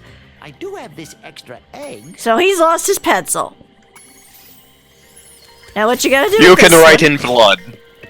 Now instead of just getting another pencil, we gotta start doing a bunch of collectathon stuff. Well, collectathon / like trading stuff. So we got this egg. We're gonna have to find somewhere to put this egg. I'm having flashbacks to a thing in Banjo-Tooie, except I think this is gonna be less painful.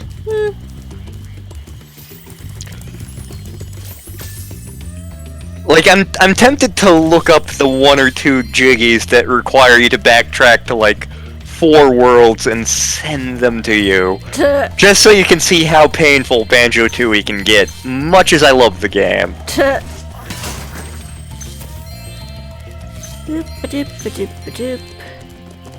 I still should get the Smash DLC so I can play as Banjo, but then again, I barely play Smash, so... Yeah, that's fair.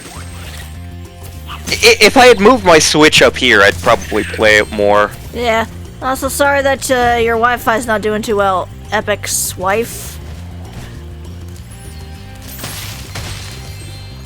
Oh. Yeah, that's annoying. We've been dealing with Wi-Fi stuff at the house as well. Yeah. A lot of places are dealing with Wi-Fi issues because everybody's online because quarantine. Yeah.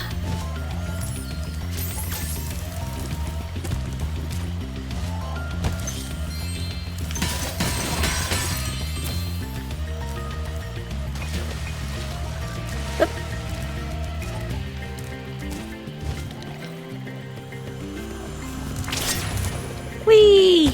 Woo! But yep, see, there's a nest up there. That's where egg go. I thought egg go in frying pan. I mean, actually, I take that back. Egg go in double boiler. we watched that episode of Nero Wolf, right? I think we did. So now the bird. Do you know how to scramble an egg? Now where do we put the seed? Well, if you recall, there was this pot over here.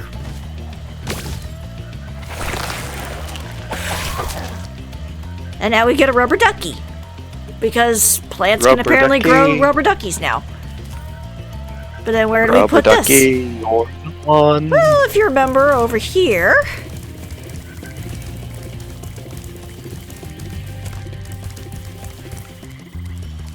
There was a sad little mama duck over here.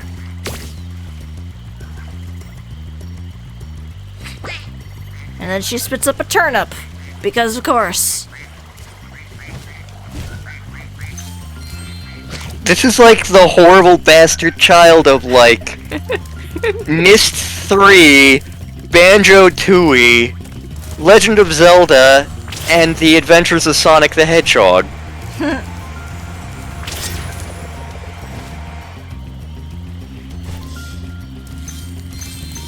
And by Adventures of Sonic the Hedgehog, I don't mean Sonic Sat AM. I mean the one with Scratch and Grounder. The one where the robot turned his hand into a girl. Yes, that one. Okay, so go over here. And we got a cauldron.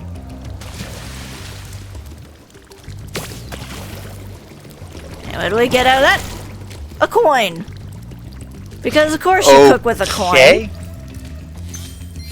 Actually, I think that's a thing in Ireland. I'd have to double check it. Yeah, I do know that for New Year's we did try to do the penny in the cornbread thing for good luck. Yeah. We never found the penny. Yeah. Yeah, somebody must have eaten it. There's a penny? You do Sias better. You do Sias better. But we put the coin in the fountain. And now we get the pencil. That was a waste of a wish. It really was. And it's not even a big pencil either. It's very tiny. You have summoned the Eternal Dragon. Yeah, so he's pretty much at the point where he's gonna have to replace it anyway. So this was, say it with me folks, completely pointless. I'm going to leave.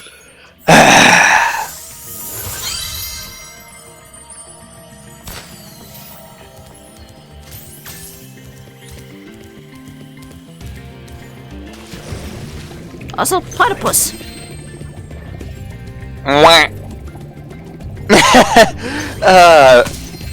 So I remember back on the Sci-Fi Channel, Anna Monday used to be a thing, which I never watched because I didn't have a TV for a while, but, like, I remember the advertisements for Anna Monday where they basically redubbed just random chunks of anime, and, like, the only one I recognized was a Macross thing, but, I remember one of the things they redubbed was, like, serious looking, like, gang boss businessman in a suit with his gangsters. The dog goes bark! The cat goes meow! The platypus goes whack! It goes Waluigi? Wah. Hallelujah! Hallelujah! Assist trophy! Waluigi. Oh god, if Dork and Cool ever do a musical where Waluigi needs to be a part, I'm auditioning for Waluigi. Like I made a point of not auditioning for Mario until Cool specifically asked me to, because frankly, everybody and their mom can do a better Mario singing than I can. But Waluigi. Again, that's another thing where it's like, okay, you need a silly voice. I'm your dude.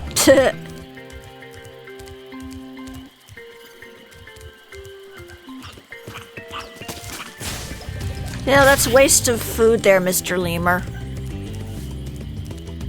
See the wah down on Broadway. See the Empire State lay wah. See, we almost didn't notice it.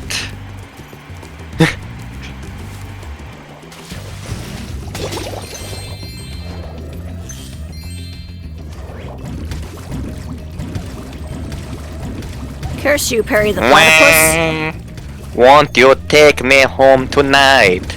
Wah! Down beside your red firelight.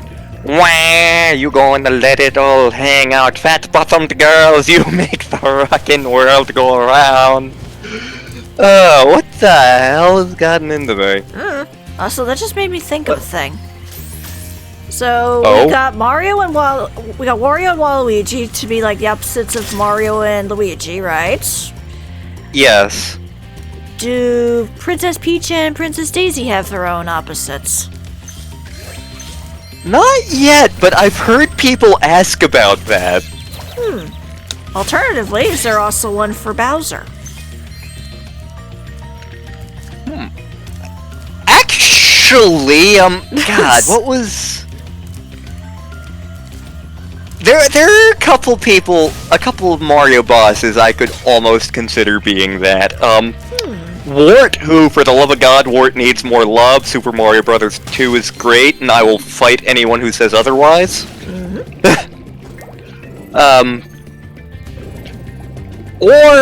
God, I can't remember the name of the character. But very early on in the first Mario and Luigi Superstar Saga game, there is this really obnoxious asshole monster thing who is clearly supposed to be like the Bean Kingdom's equivalent of Bowser. Of course, the Bean Kingdom is a hellish nightmare dystopia, but that's another discussion entirely. What with their users exchange rates, they're clearly manipulating the economy and they're evil. And where is the Beanium, sir? Oh god, I know I've sent you that LP.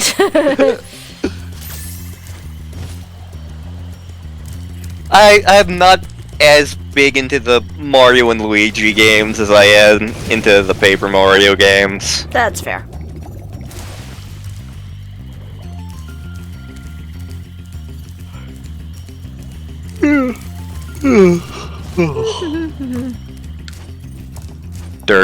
Durgan. Hello.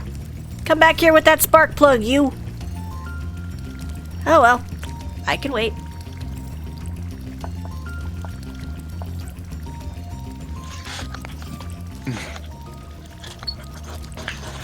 Told you I could wait.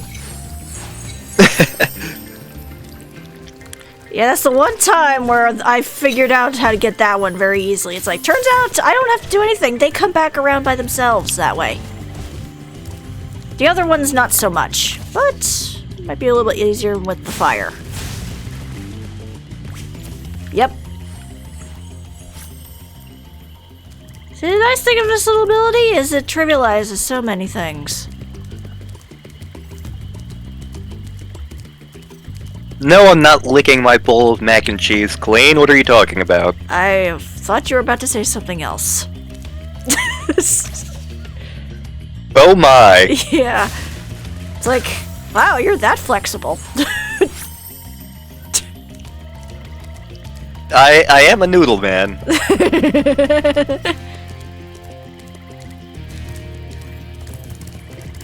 Alright, now let's see if I can remember where the last one of you is. It's at the McDonald's.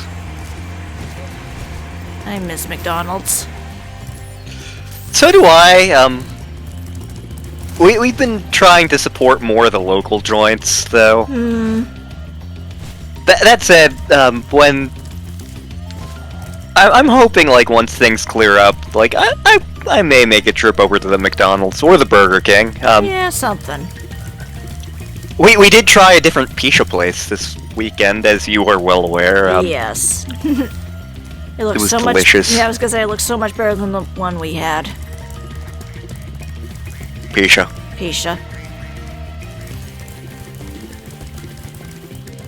I love that Kikyo has adopted that term and just doesn't question it. Yeah. She's like, oh boy, Pisha! I'm like, yeah, oh boy, Pisha!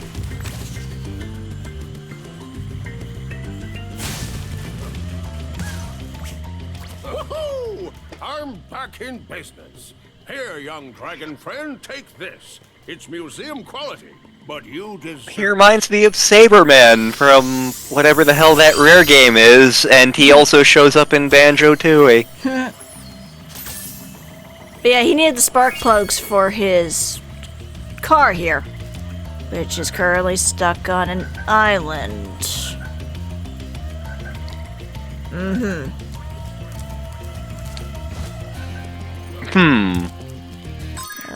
Maybe where we're going, we don't need roads? Maybe. Okay, so I just gotta find the last remaining treasure.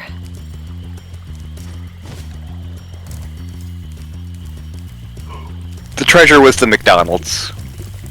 Well, You don't want it back then.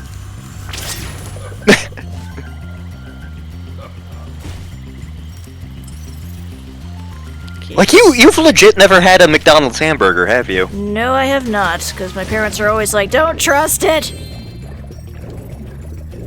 I mean, they're not entirely wrong, but,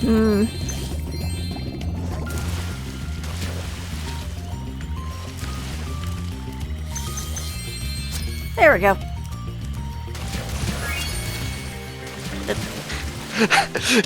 Terrible date night idea. We're going to the McDonald's! I mean, I half expect we would end up there at some point anyway. Yeah. I mean, I do kind of want to take you to all of the fast food burgers, just for compare and contrast purposes. Yeah. Not all in the same day, mind you, but... Yeah.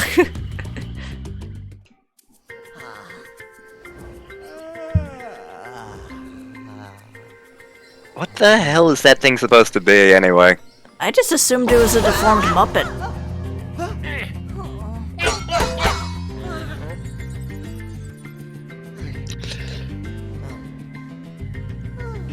Hi-ho, Kermit the Frog here. He's not easy being green. It's not... Oh!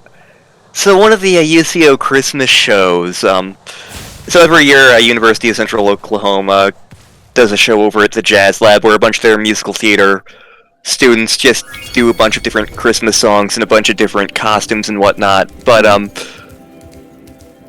one of them, like... And I actually ended up befriending the guy who sang this. He's dressed up in a giant Christmas tree costume, and the scene started off with a bunch of girls singing, "We're gonna have a Christmas tree, I don't remember the song at all, it wasn't that memorable." But, they run off, and guy in Christmas tree outfit is still standing there. It's not easy being green. Yeah. And I'm watching this and I'm like, oh my god, this is genius. There was also a very suggestive one of these levels. Yeah. This is the last one in the game, I believe, so. Okay. There was a very suggestive song one year about, I like your Christmas cookies, sugar. I like your Christmas cookies, babe. The entire song was basically, all innuendo.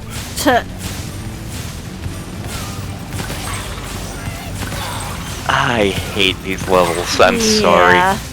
They're not one of my favorites either. And I'm not gonna make this one anyway, so. Just switch. Mainly because I didn't get the last goat. I may take this moment to refill my water glass. That is fair. Be right back. Okay. I miss him already.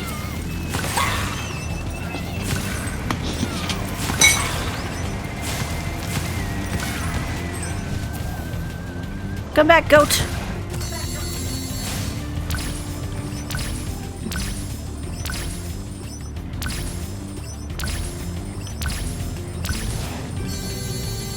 Rings.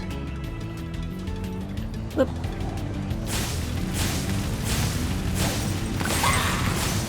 I shall blow you up like a Roman candle. Why are your candles Roman? Oops. Oh well. I'll do that off screen, because it was boring.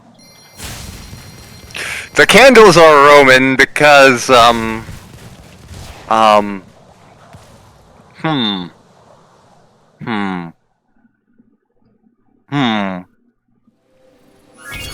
Okay, now the 60 is bothering me. I have to finish. Oh, well, yep. It's like I was so It close to doesn't bother me. It doesn't bother me. It doesn't bother me. It doesn't bother me. It really bothers me. Starting again. Yep. Yeah, it's kind of like that one scene with in the one SpongeBob SquarePants episode where he was dying of thirst, And it's just sitting there. He's like, I don't need it. I don't need it. I don't need it. I need it!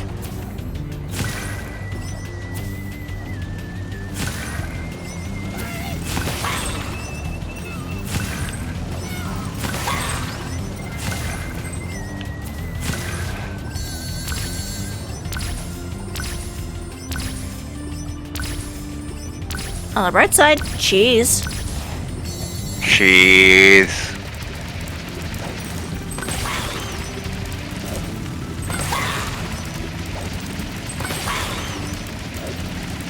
Wings? Where we're going, we don't need wings. And if we want wings, we have Red Bull.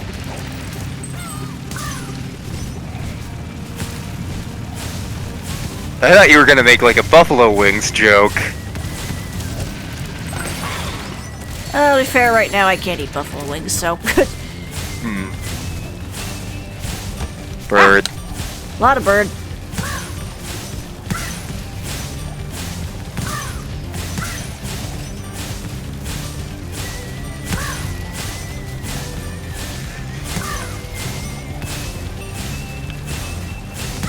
There we go. Woo! You have unlocked the Chaos Emerald. If only. And I could go back and do the orb there, but I could do that later. It was more the gems that was bothering me. It's like, it was almost even. It was almost there.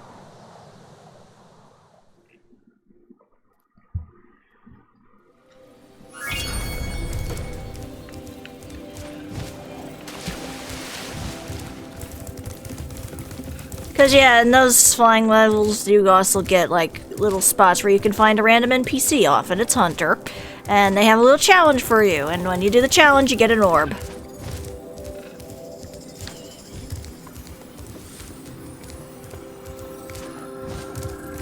So we keep taking Hunter's balls. Yeah, and yet he ends up with a girlfriend at the end of the third game, go figure. Huh. Yeah, and she's a bunny. Bunny. And she looks eerily like Lola Bunny. I met her in a club down in Old Soho where they serve champagne and it tastes just like Coca-Cola. C-O-L-A Cola. She walked up to me and she asked me to dance. I asked her name and in a dark brown voice she said Lola. L-O-L-A Lola. La la la la Lola.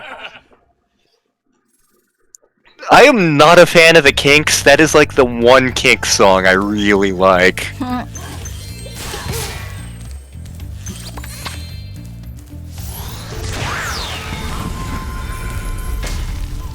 So we're in Tibet now. Yeah, pretty much.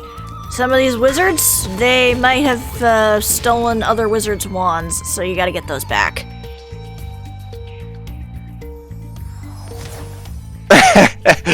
A Discworld thing came to mind. Powerful magicians. Apparently in Discworld there is a folk/cavern song. A wizard's staff has a knob on the end. Actually, I think I've heard of that joke in a few different places. Oh wait, no, it was actually in the Discworld game, my bad. Yeah.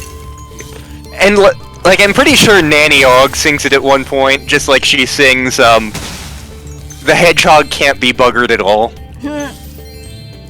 Nanny Og is very big on the, bawdy songs. Also, no, I have no idea what those things are. Okay.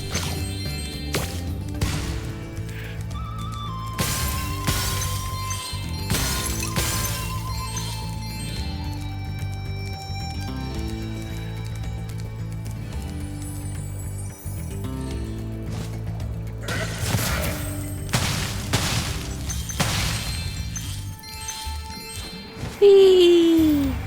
Whee! Goat.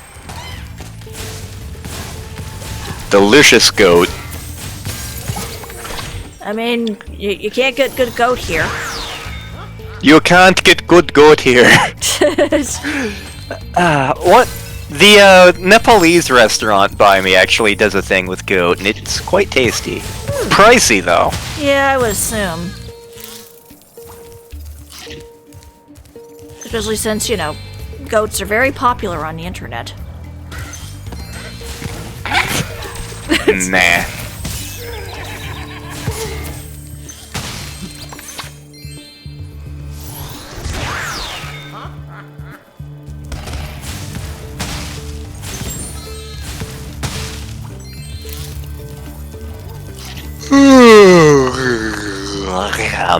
Mood. Meep.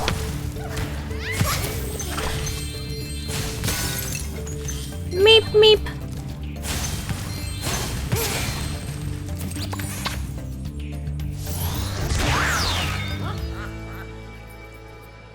I mean, you could have turned the statues back too, but oh.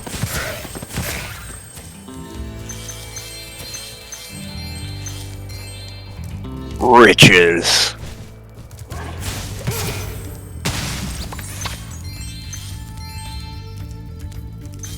Spyro, you have freed our city from the claws of those evil warlocks. Bartle the Wizard. Bartle. See that it will help you. That's what we're going with.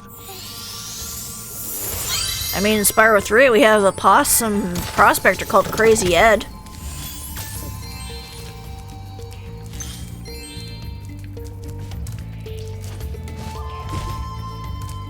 Welcome to Crazy. What was Eddie's? Was it vehicles he was trying to sell? I'm not quite That's sure. me, Crazy Eddie. That's him, Crazy. What the? I'm going to my secret hideout. Only members of my secret club are allowed to go there. I'm not leaving unless you hide behind that tree so you can't see me. I hated him. Yeah, he's probably one of my other least favorites mini games because you have to stalk this guy, and you gotta make sure he doesn't see you. So you gotta constantly be hiding behind something so he doesn't see you. You're gonna love a thing in Oracle of Seasons. Because there totally aren't two mandatory stealth sections in that game. Fun. Surprisingly, it works considering it's like a stealth section on a Game Boy game.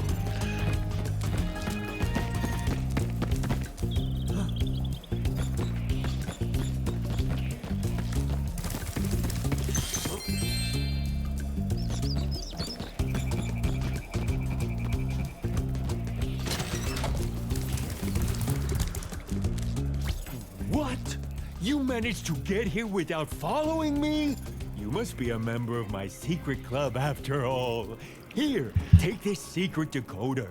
It will allow us to send secret messages. Did you find it? Always drink. we were going to make two separate jokes here, weren't we? Probably, yeah. Mine was always drink your Ovaltine. And I was gonna say, did you get it in a Cracker Jack box?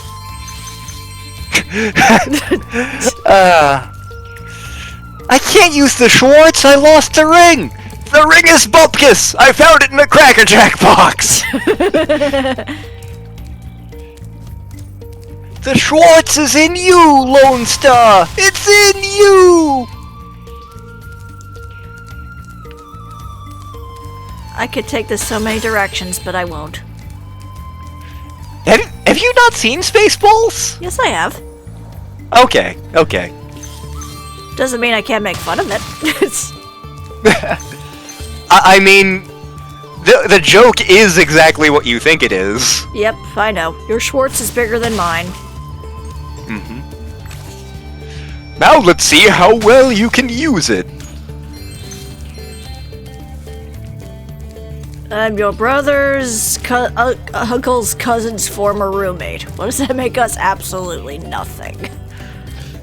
Apparently, if you go through that, one of the possible interpretations of that is, again, if you follow it a certain way, it winds up being, he was Lone Star's roommate.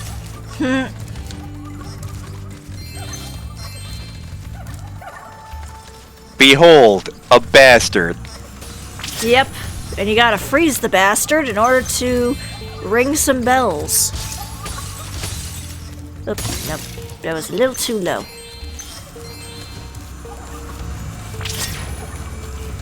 So this is like... This is like playing as Star Princess the game. Yeah, pretty much.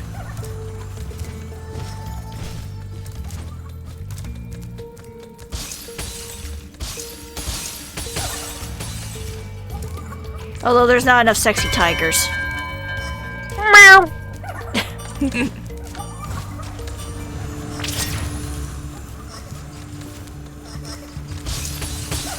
You would think though that would kill them.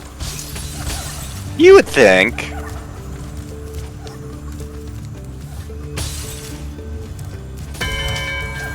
I suppose you want an orb for doing that.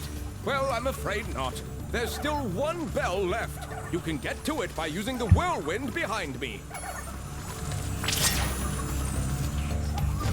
If you wish. Oop.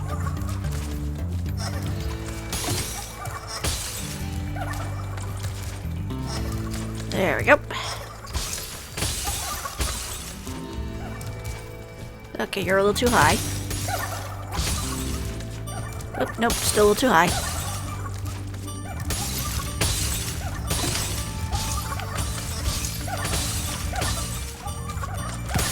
Ah, dang it. Okay. Back down I go.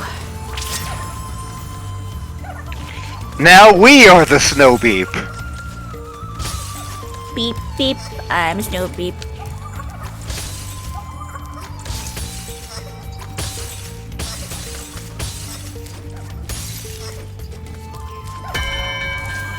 Thanks, Spyro. Thonk. I didn't think you could do it. Here, have a souvenir from the Cloud Temple's gift shop. There's a gift shop? I just saved this damn dimension and all I got was this lousy t-shirt. I mean, at the very least, you can use the t-shirt for pajamas.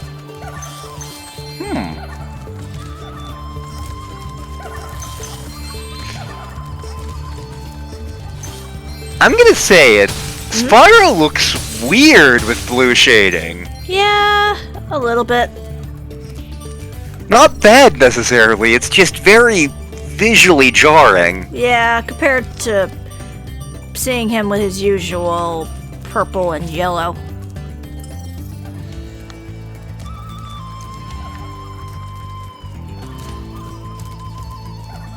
I'm trying to remember where I go from here in terms of getting the goods. Ah, okay, there's one right there. Don't tell me there was one on the roof. Or was it up there? There was a Bulbasaur on the roof.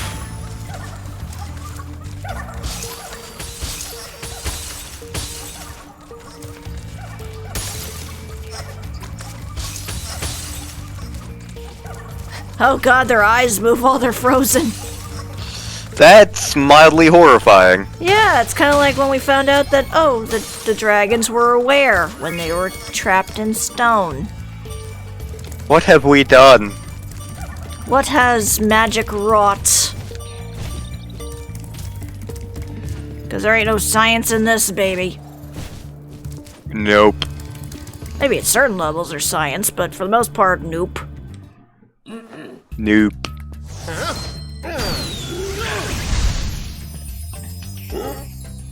Guess what, pal? It's mating season. Oh no!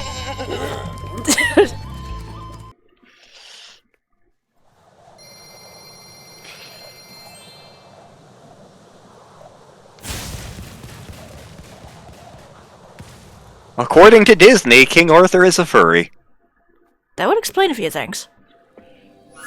I mean, you've seen Sword in the Stone. Yes, he was turned into a bird, he was turned into a squirrel, he was turned into a fish. Yeah, he turned into a squirrel and then made squirrel babies with Squirrel Woman. Well, he resisted her. I don't think that he did. Huh? I don't know, because like every time I remember that movie, he was like, "No, I'm a real boy. Don't." And meanwhile, Merlin's off in the back going like, "Oh, be in love with that squirrel." Yeah, and then he gets harassed by a big fat one. That movie's messed up when you stop to think about it. It really is. You know, just by the fact that, you know, Merlin has future vision, so he knows a lot of this stuff is gonna happen. This has a Ratchet and Clank energy right here. Yep. Welcome to the Robot Bug Farm, home of the robot bugs. Howdy, Spyro. I have found my people.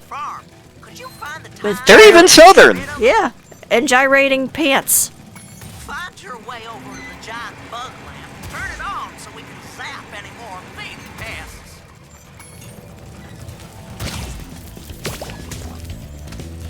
What did I just put in my mouth? Tequila.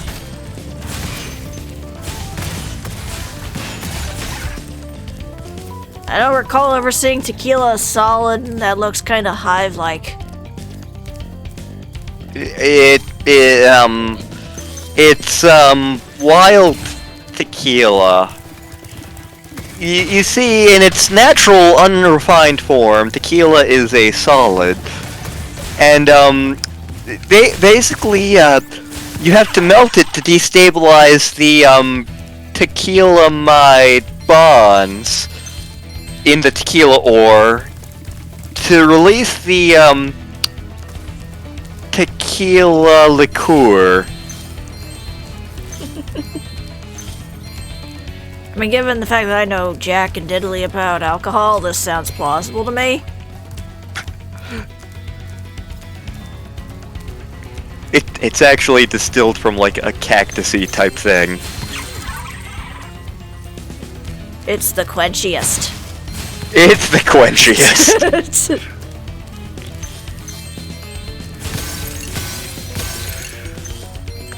Certain types of cactus are actually used in authentic Mesoamerican, Southwestern American cuisine. You don't see it at like Taco Bell or shit like that, but because most Mexican restaurants horribly not authentic, but yeah. In some of the dishes that are the real deal, they do actually grate up cactus, and it is quite tasty. But I mean, that would be kind of interesting if you go to Taco Bell and it's like, have a cactus taco. Nom nom. The big thing here around like art fair and festival time is the Indian tacos, which basically like a bunch of vegetables, beans, maybe some meat, depending on where you're getting it from, in like an Indian fry bread.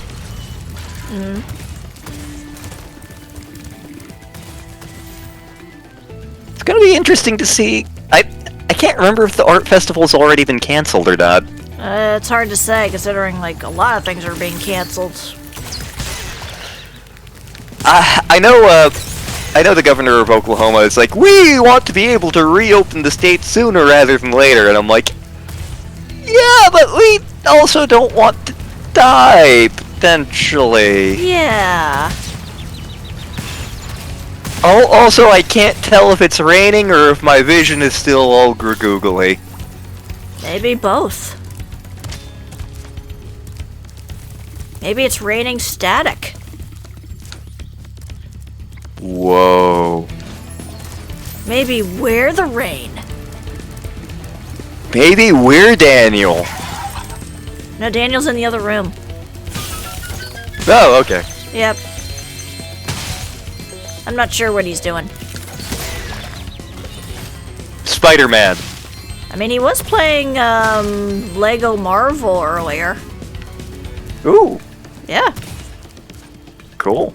Yeah. Lego Iron Man lost all his clothes because Lego Magneto decided to play a game on him.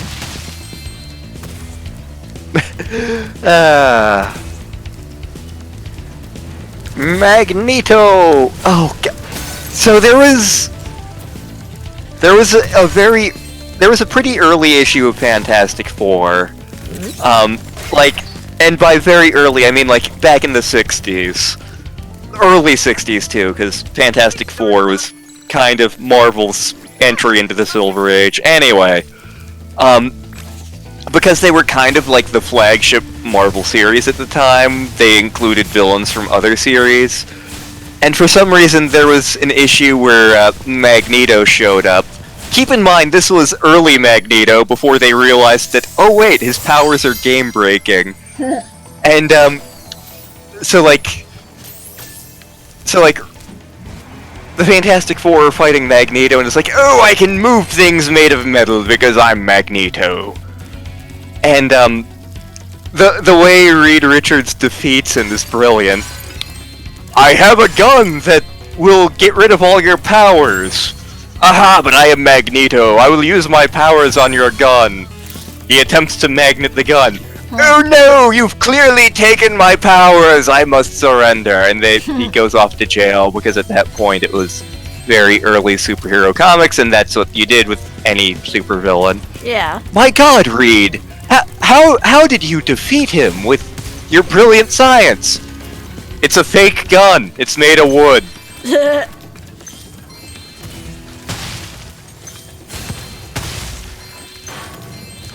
Fantastic Four. I like them better than the Avengers. In comics, anyway. Yeah, they haven't had very much luck with movies. The first one's kind of a guilty pleasure for me. Yeah, that one wasn't too terrible. The one with the Silver Surfer, great. however.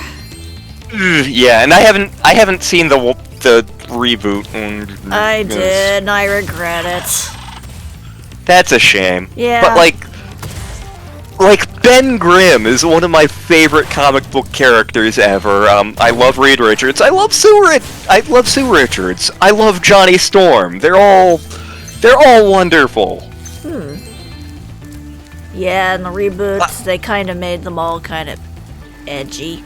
Especially Doom. He's very much like the stereotypical hipster anarchist wishing teen.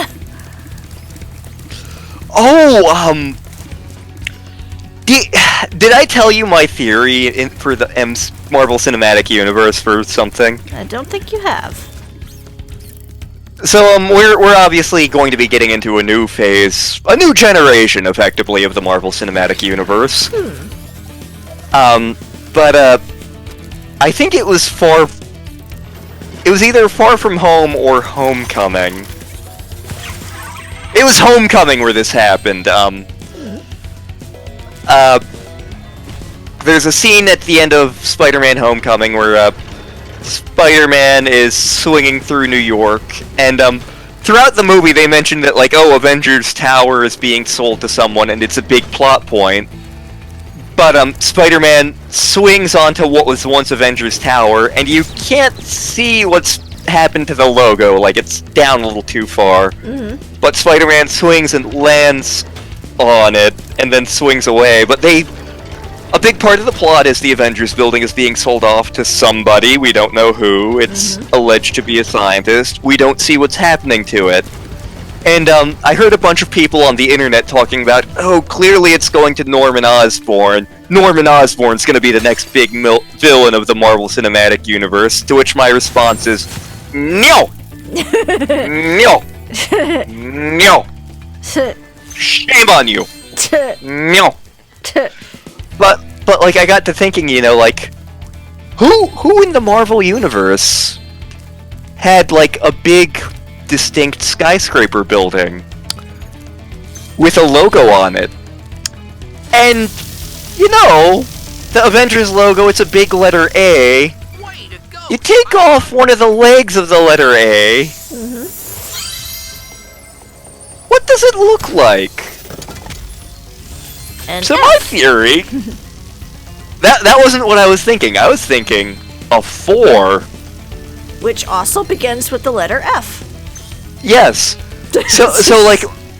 So my pipe dream hope, because Marvel has the movie rights to the Fantastic Four again, is that was teasing Fantastic Four in the Marvel Cinematic Universe, maybe? Please! I wants my Reed Richards and my Ben Grimms and my Susan Storms and my Johnny Storms.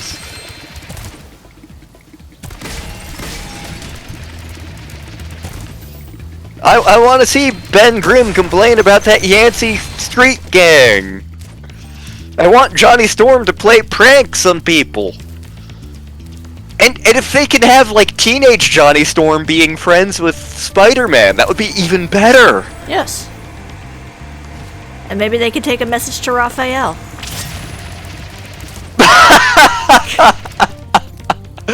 Wow. That was not a reference I was expecting.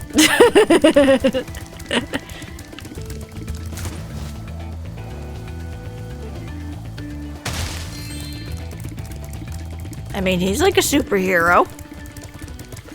He can walk on water. Yep.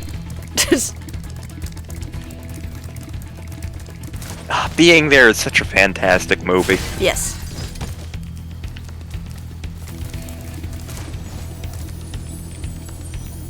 Whee!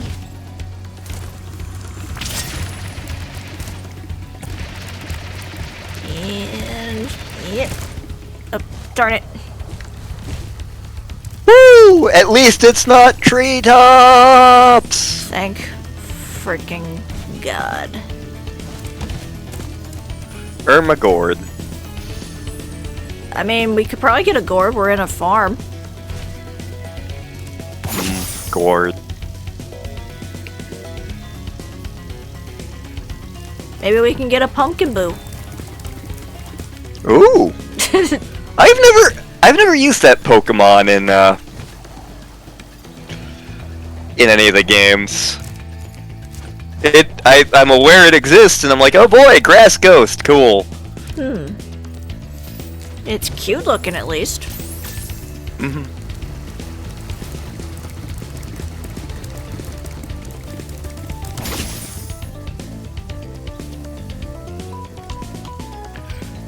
My favorite grass ghost is Decidueye. Just because Rowlet is my favorite starter from Sun and Moon. the other two starters in that game, I'm just kind of like, yep, you guys exist. But Rowlet, I was like, you're cool. I like you. Yeah. It's like I thought Litten was cute. Oh, wait, no, I'm looking in the wrong one. Aren't I? I forget all my Pokemons.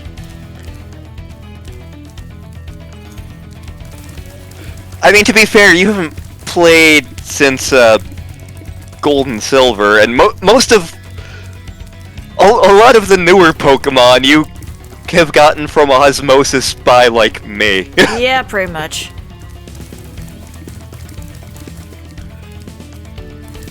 That said, we do plan on possibly streaming a Pokemon game eventually. Yes.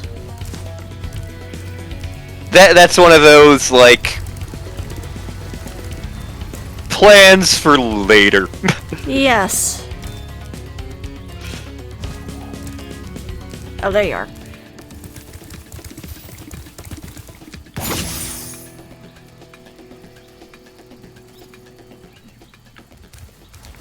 Who designed these things? Dave.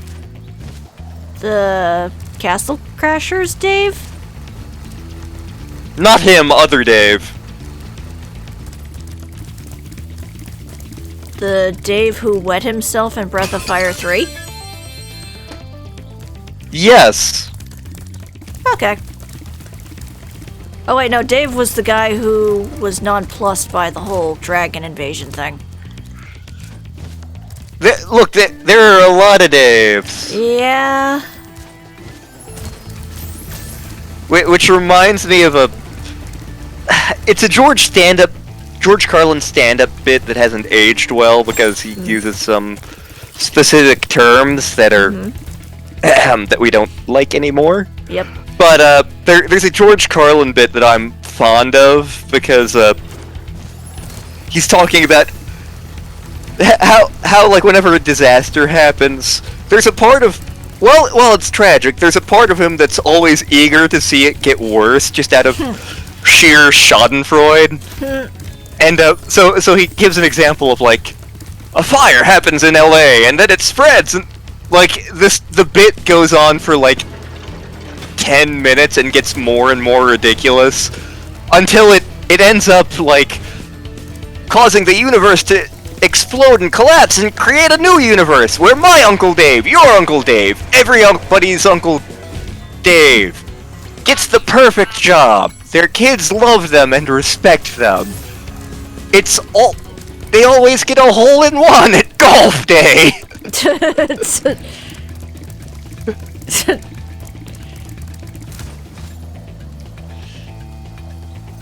Because of all the smoke and fog and pollution, the molecular structure of the atmosphere itself begins breaking down, causing disruptions in the meteorological systems, and green shit just starts falling from the sky.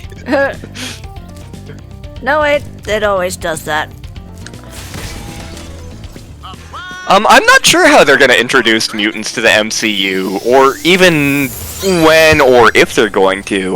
Yeah. I highly doubt that they're gonna do much with the X-Men and that.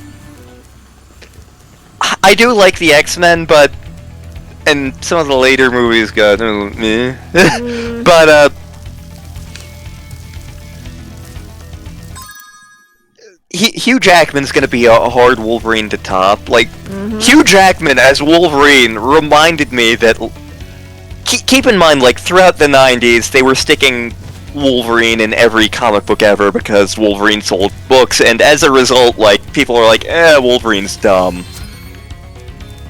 Hugh Jackman as Wolverine helped to remind me that, like, in his own series and in the X-Men, Wolverine is one of the best characterized characters in the X-Men. He's one of the best written. Like, at one point, he was legit a great character, and there was a reason he was deservedly one of the faces of the company. Yes.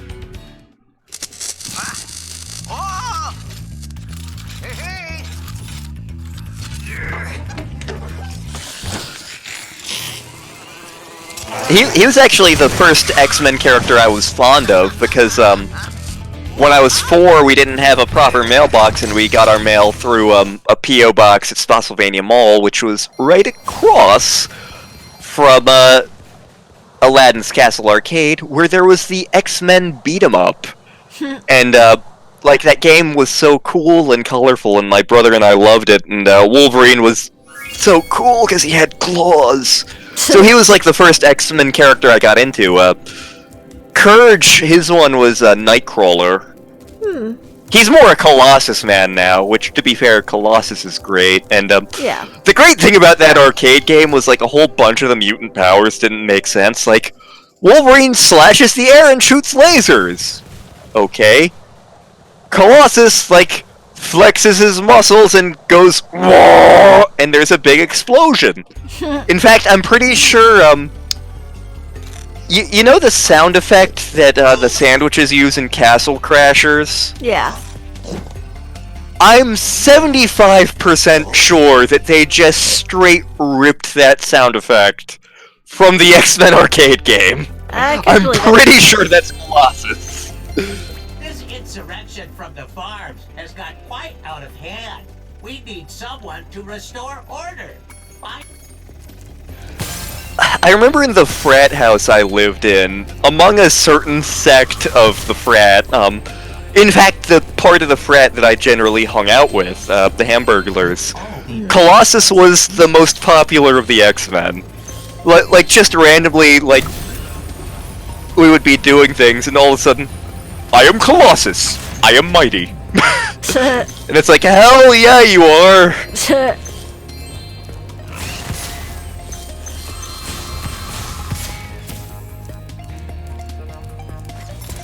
In one of the X-Men Legends games, I remember liking using Colossus in my party a lot. And Iceman too, weirdly.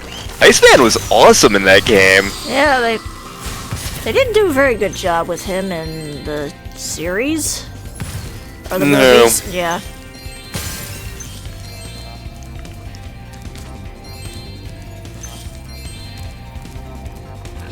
My dad's favorite X-Men character is the Beast, who is also awesome. Yeah, I was gonna say, that makes sense. He's super strong and super smart. Yep, I love Beast. Also, he's an Avenger. He is officially an Avenger. He's currently a reserve member, mind you, but throughout like the 70s, he was like an iconic member. He was BFFs with Wonder Man. Huh. Cow. Actually, it's an ox.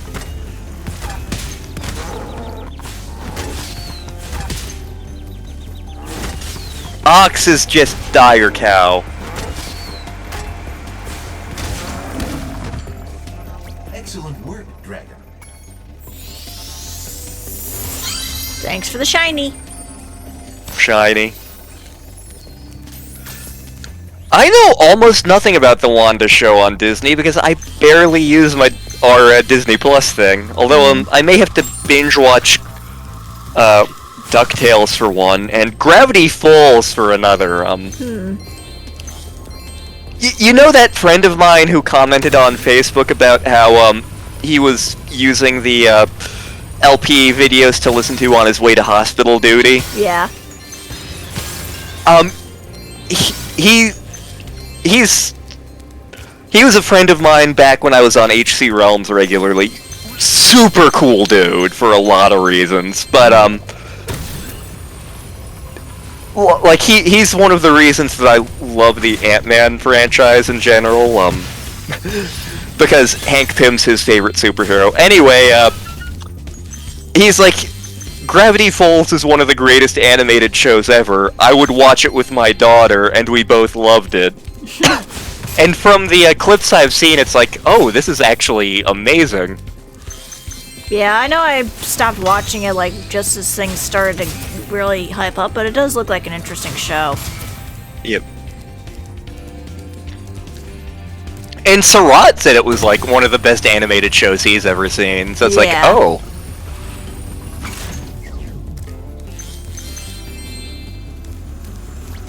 Spyro, I heard you were coming. Thank you for your efforts in thwarting this attempted coup. Please take this item, which living creatures... She has hair! Robot hair! Megas references. It's a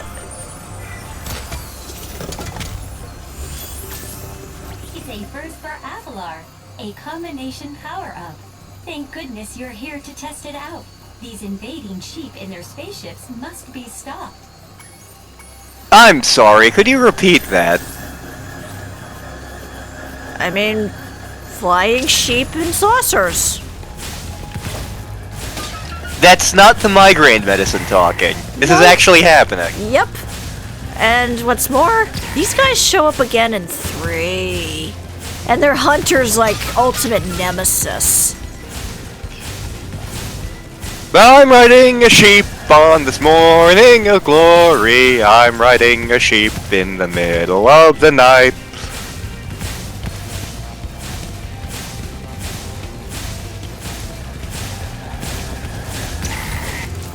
Excellent work. You knocked those sheep right out of the sky. Take this orb device as proof of your skill. How do you eat? I knew it. Those first sheep sent out a distress call. The next wave of saucers is incoming. I thought that said the next wave of sauce, and I was like, I could use some more food. Yeah. Food is good when you can enjoy it. Yep. Poor Starbeep. Yeah.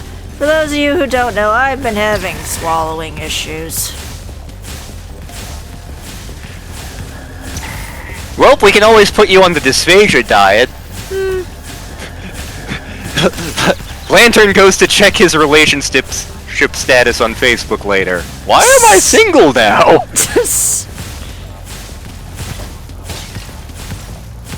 Of the diets I had to do for class, dysphagia was by far the easiest one because we have the crap for doing that at work on hand, and it doesn't require measuring any actual nutrients. It's just, okay, here's how I'm doing this soft food now.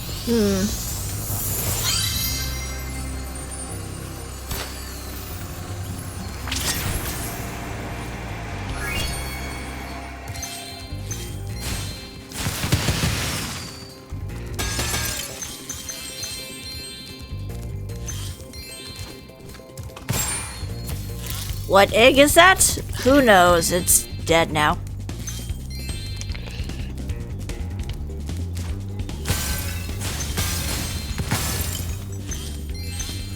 It was a sheep egg. But sheeps don't lay eggs. Then where did the egg come from? Checkmate. You know what? White card.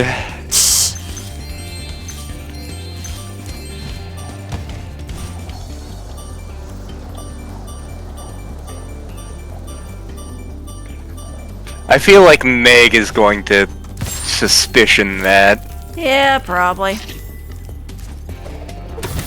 Either that or she'll be like, sheep! Yeah. I mean, to be fair, Wooloo's a Pokemon, and Pokemon are bred by eggs. Yep, and Mareep is also a Pokemon, and like, yeah, we can totally get a Mareep egg. Yes. And we can get a Miltank egg.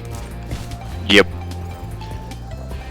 I've never actually used Miltank in my party. So much rollout.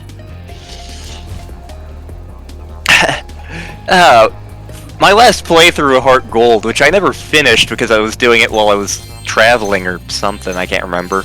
But like my MVP for that fight wound up being an Onyx of all things. I was getting a lot of mileage out of that Onyx, even though Onyx I love Onyx as a Pokemon. I love Steelix as a Pokemon. Onyx, not a great Pokemon. Yeah. I don't care because it's Shai Hulud.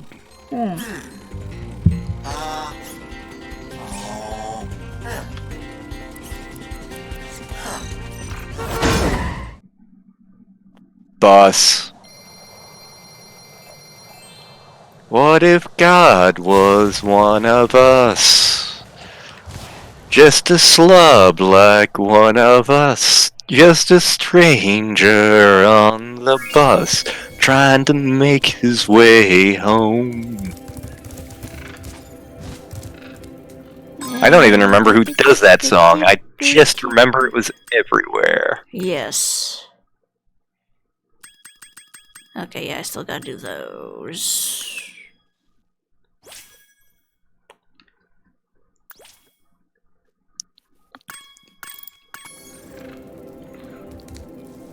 Yeah, it probably makes sense to do those first before I take on the final boss.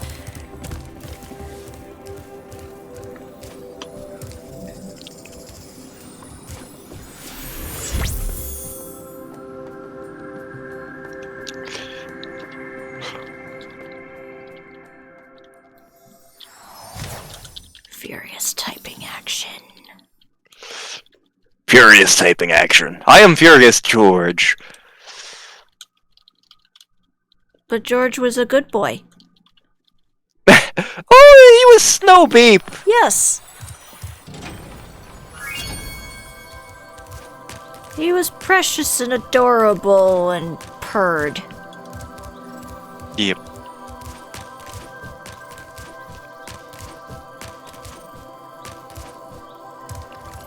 Snowbeep. Snowbeep.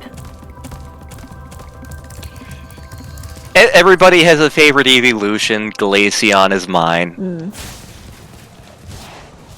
With Espeon being Espeon is a close second.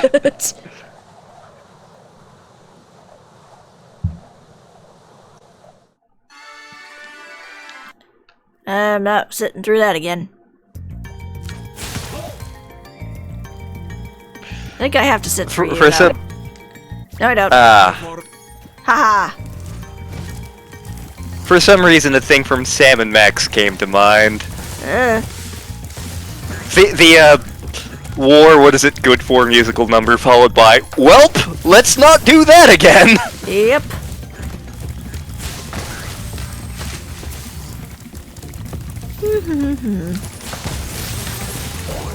Ow!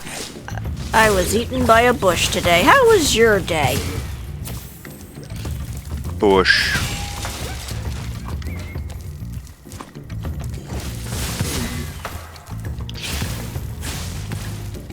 Oh, okay, I have to charge through that. Good to know.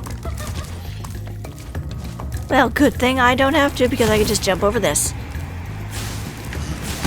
Now let's just take care of you guys right now so that way I don't have to deal with this. Save myself some trouble.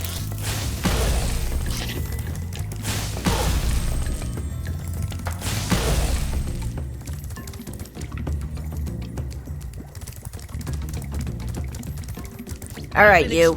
Start walking.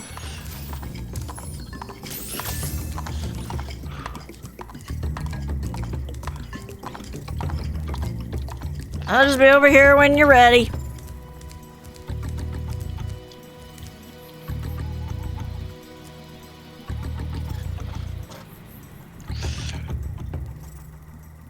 Whenever you're ready. I can wait. I'm on the John! I mean, like I went to Taco Bell! I mean, like, I was able to wait for the one thing. I can wait here. Oh god, the clopping. See, this is the equivalent of, like, waiting for your grandpa to come out of the bathroom by himself.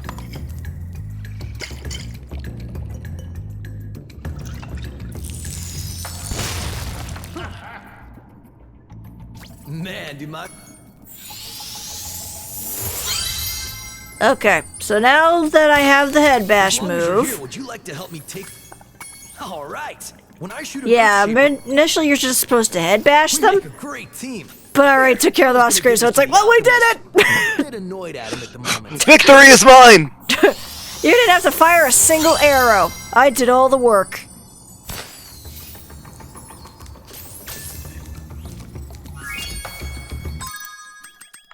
And bye.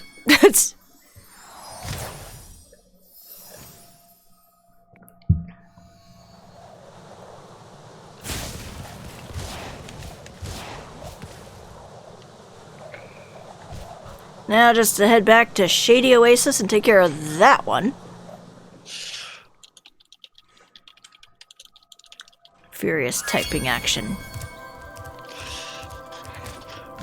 Furious typing action. As opposed to flurious typing action. And then you'd be questioning why there's snow in your house. Actually, I remember one of my high school science teachers was talking about he caused a rainstorm in his house, and it... Like, anybody can do this, potentially. It's just a matter of, like, having a really hot shower in a really cold house. Yeah. Eat faster! Oh. Move faster, Pokey! Pokey little puppy? Have you ever seen Kaizo Mario? No. Have you heard of Kaizo Mario? I have heard of it. I have never watched it. Okay. So for people who don't know, Kaizo Mario is a specific ROM hack that's infamous. It's not necessarily the hardest one out there, but it was one of the hard ones that got big on the internet. It became a thing very early on when Let's Play first became a thing, but Proton John was notable for being one of the first ones to LP that. And a lot of things that are sort of tropes in Mario ROM hacks were first popularized by Kaizo, but I remember, so in one of the videos there's a level where, like, Proton John starts the level, he's like, this doesn't look too bad. 100 seconds? Oh no! So, like, there's this really short time limit for this level, and part of the level involves doing just repeated spin jumps on a specific monster, and you have to get it to go the direction you want it to. So he's spin jumping this thing. Move faster, Pokey! Faster! For the love of God, faster!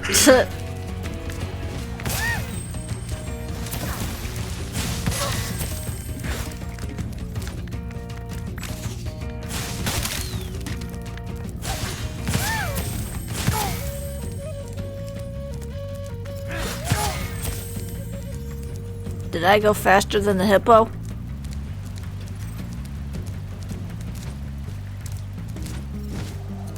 Hippo! Hippo! There you are. Move it, Shorty. Get lost, Shorty, get lost. Actually, I think that is his name, actually, Shorty the Hippo. Okay.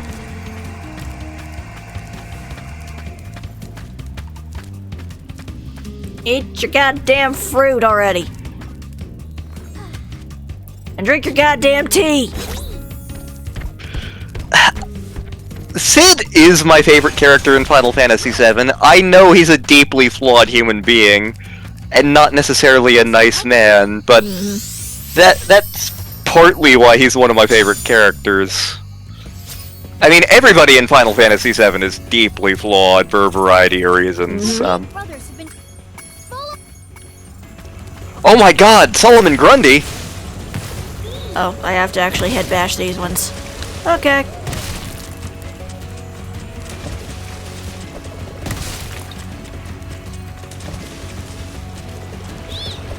Yeah, you said follow me, but you're not following.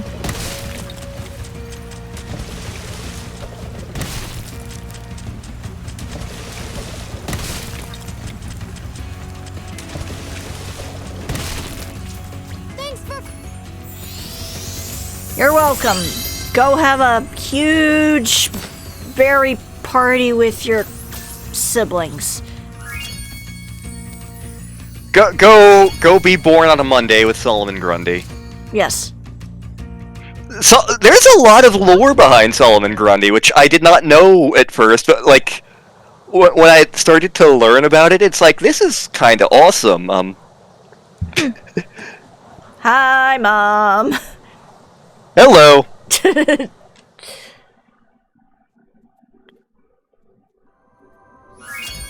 I'm a nerd. Yes, you are.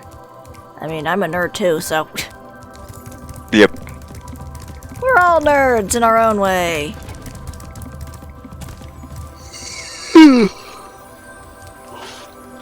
That's a mood. Yep.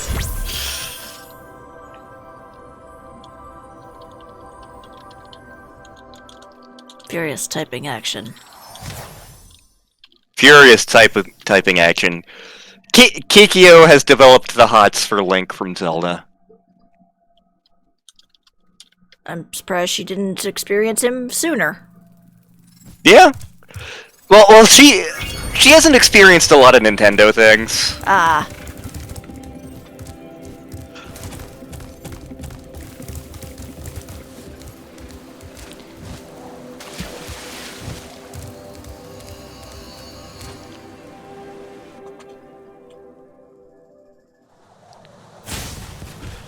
Entering Stardust Speedway!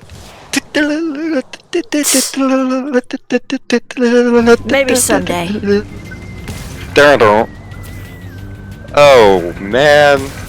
Yeah, I'll be getting through this really quick. We just have to do one little thing here. This one's just more for my own personal thing, but we need to do a thing here before we can go fight Final Boss.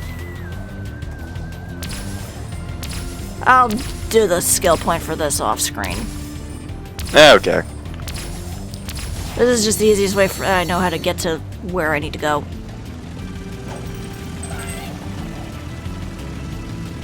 Here I go again on my own, going down the only road I ever known.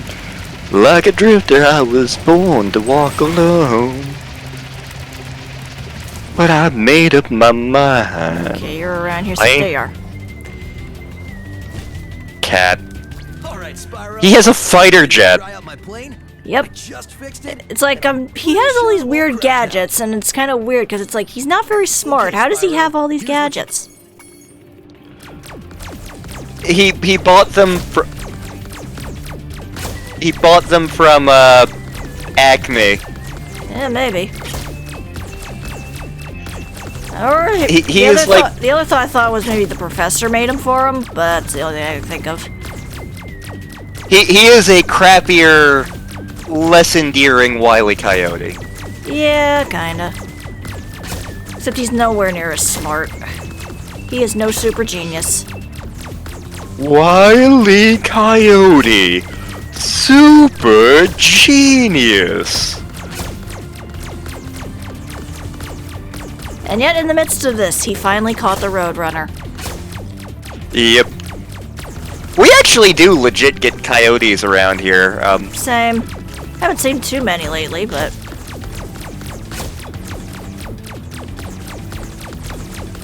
Hey, you nailed all the targets. It must be because you had such a good pilot. Or because I was just shooting wildly. Shoot them all! Let dogs sort them out.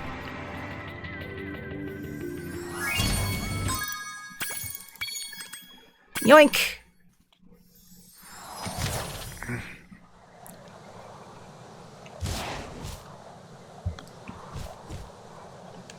But I think that's everything except the final boss.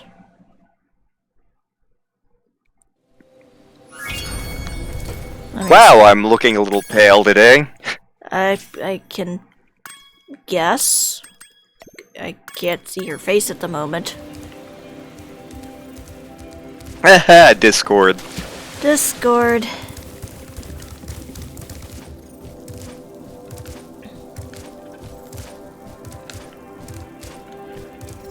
Purple dragon.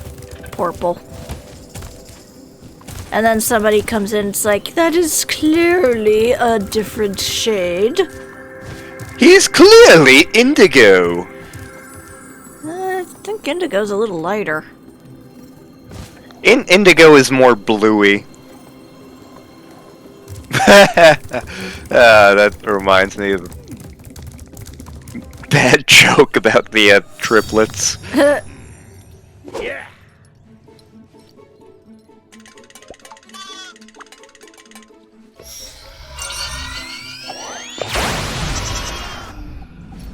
Ah, Ripto, not the livestock. Useless animals! Hey, Shorty, maybe I can help. What? You again? Yup. If you want to test that power crystal, why don't you try it on me? I'll stand still, I promise.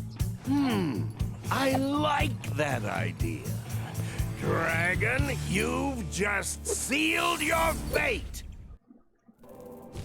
Joke's on you. Seriously, why is Ripto here? It was basically just an accident. Spyro, we want to help you fight Ripto. Elora is using the orbs you collected to store power-up energy. Hunter will throw the powered-up orbs to you as they become ready. Even as we speak, the professor is experimenting with new forms of power-up energy, so you'll soon have abilities that no one has ever seen before. Thanks. Meat vision. If only. I don't need those orbs right now, though. I have fire.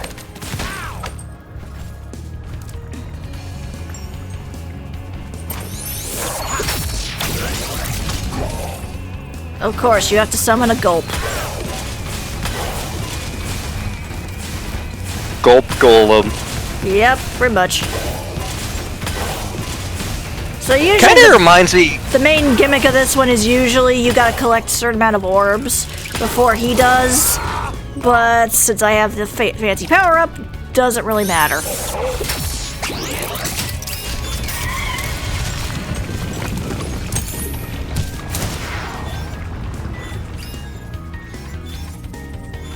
Okay, this is cool. Yes. Reminds me of a boss fight from one of the Ratchet and Clank games, but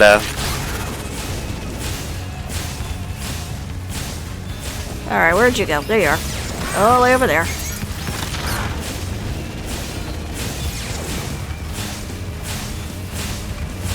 obviously this game came before Ratchet and Clank, so this game did it first. Yes.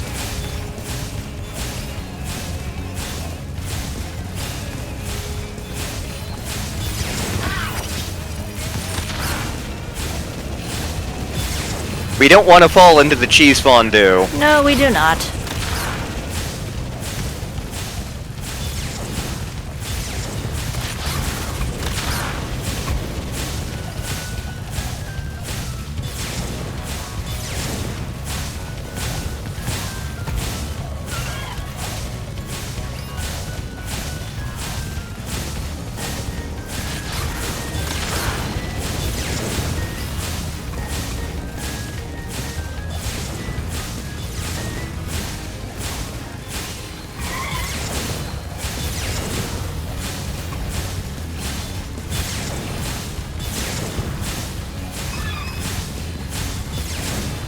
You gotta hit at some point. Oh god, a Futurama thing just came to mind.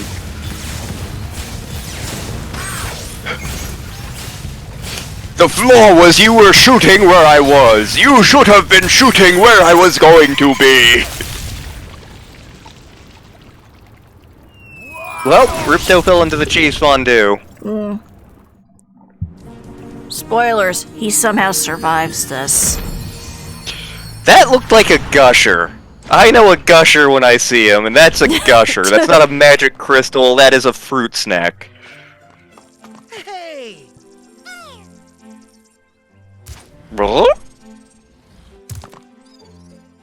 I don't think we could ever thank you enough, Spyro.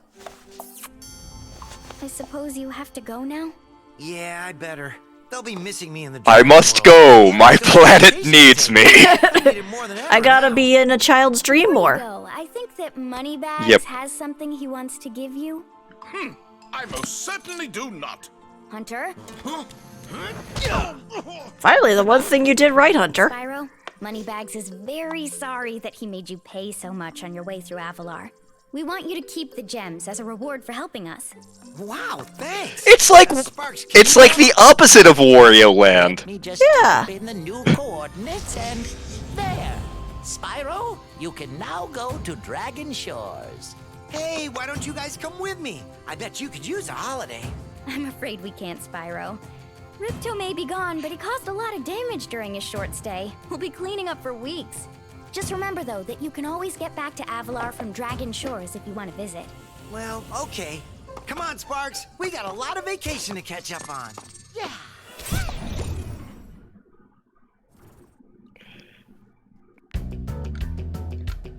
Also, yes, it is literally the exact same credits, so we don't have to sit through that again. Okay. Like, I checked, it's like exactly same artisan pictures we saw from the last one. That's incredibly half-assed. Yeah, well, I guess it's like, well, we made all of these, so. Well done, Spyro. Step right into Dragon Shores Park. And yep, it seems like after Nasty Nork disappeared, the Norks have now taken over as attendants or employees at a theme park. You can visit our theater.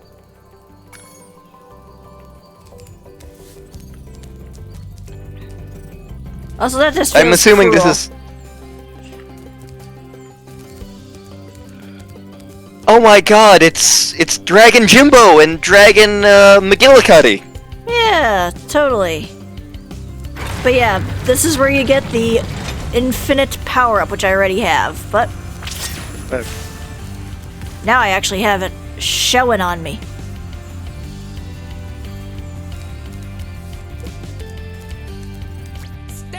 But yeah, this entire section, all minigames. Inside this here booth. Like a dunking booth. I thought this was supposed to be a reward, not a punishment. But you get to dunk the Yeti. Hey, that was pretty.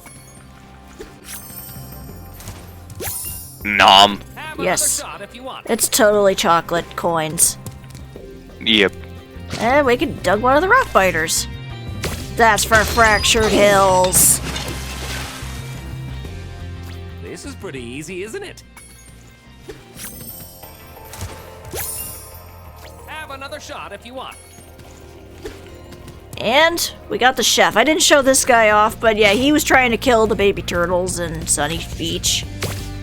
He was in the demo. He was in the demo for the original game. I remember him. He was a jerk. He was.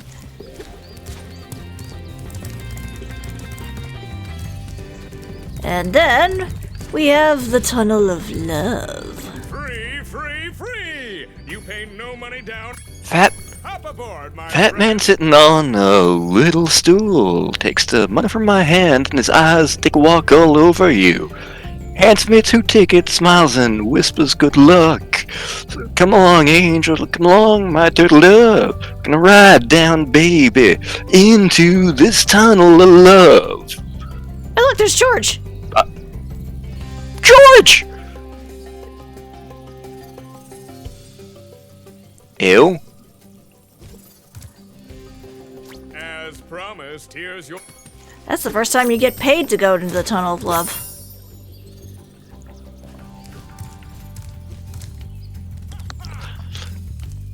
Hiya, Spyro! I hear you're a pretty good shot.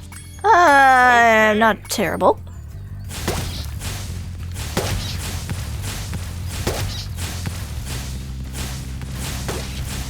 I'm horribly out of practice at shooting. I know the feeling. Nice shooting! Ready for the next round? Absolutely.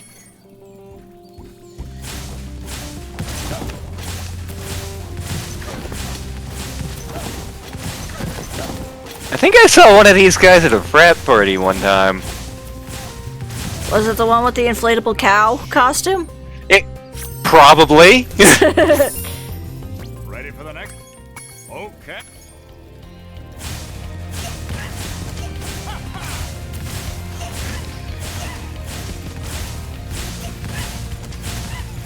And now we're shooting Yoshis. Yep, remember from the beginning of the game. Right. Come on back anytime, Spyro. Maybe later. No. And now for the one that's probably going to take me the longest. Watch out for the other. Oh, good.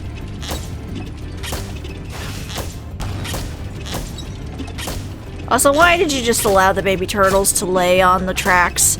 Are you trying to kill the baby turtles at this rate? It's the son of the manager. We have to let him do whatever he wants. Whoops. Trouble with the trolley, eh?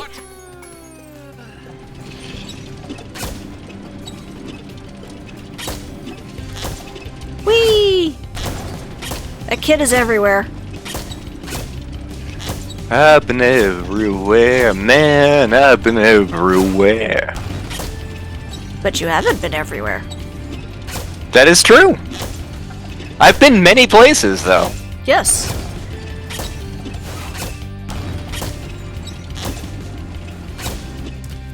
Good job, Dragon.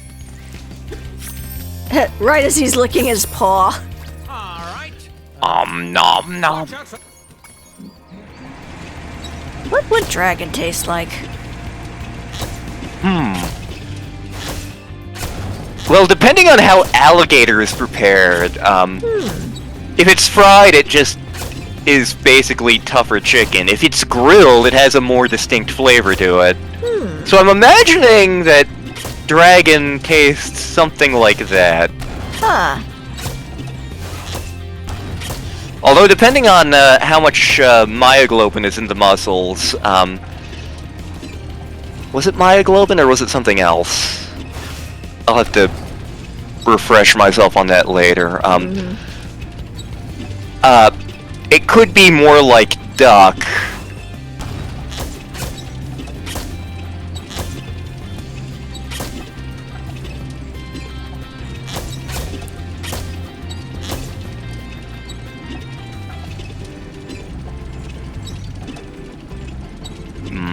Duck.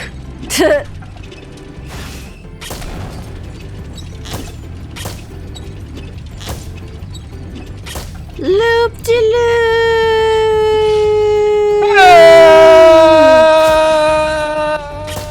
Yeah, you could not pay me to do that.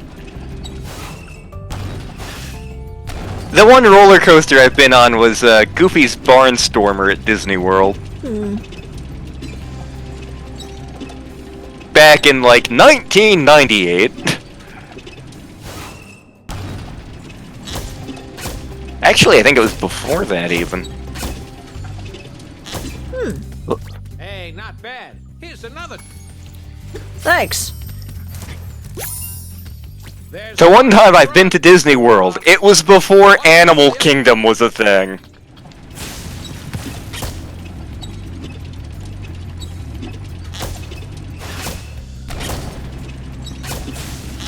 Oh, I missed that one. I can go back for it, that's okay. Ah, I got you that time, Red Balloon. You're not gonna Pennywise me. 99 red balloons. Too bad I can't shoot the passerbys as they come closer to running me over. Homicide, it's a thing. I mean, given Spyro's questionable behavior in these games, you never know. Yeah.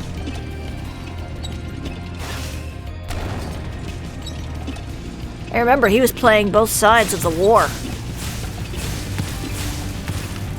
That is true. Spyro, war profiteer. Yes, he was. He was a regular Sias there. Oh, I'm not. Spyro, you're be your own man, Spyro. I'm my own dragon.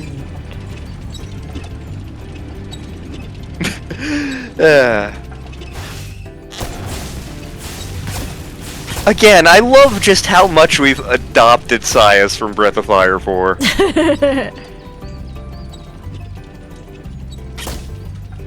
I mean, for all we know, he's having fun in this place, too. Ah, crap, I had just one left to get to. Just one day till retirement. Balloons are the equivalent of a retirement fund.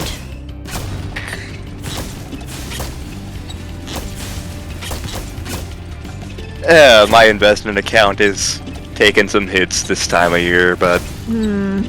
luckily I have no plans on, like...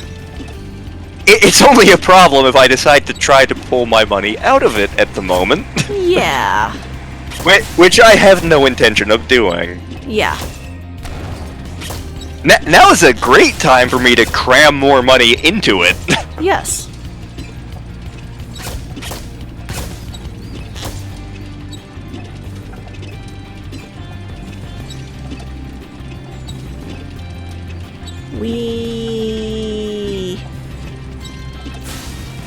Gotcha.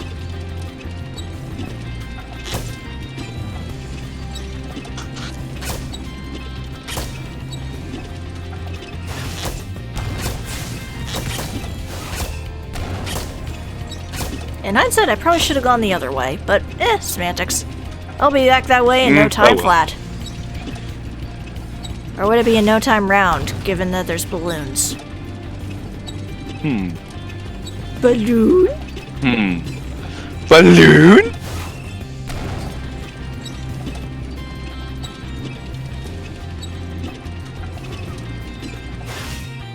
Seriously, somebody get that baby turtle off the freaking roller coaster.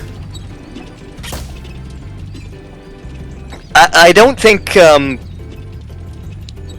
like, health and safety were a big part of this park's oh my god, we're in Roller Coaster Tycoon! Yeah! You've conquered the coaster. And with that was the last token. Wanna ride the coaster? Hell no! You know, roller coasters aren't for everyone. I know, I don't like them. But what do we get with all 10 tokens? Well, Spyro, it's your lucky day. You've managed to win enough tokens to enter the famous Dragon Shores Theater.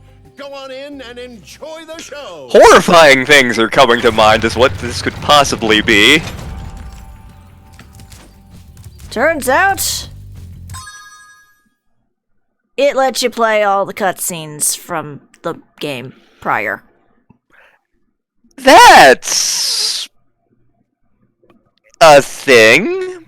Yep. So yeah, if you want to go through the story of this one more time, you can. Because the story of this game was clearly the most engaging part. Mm-hmm. Clearly. Yep.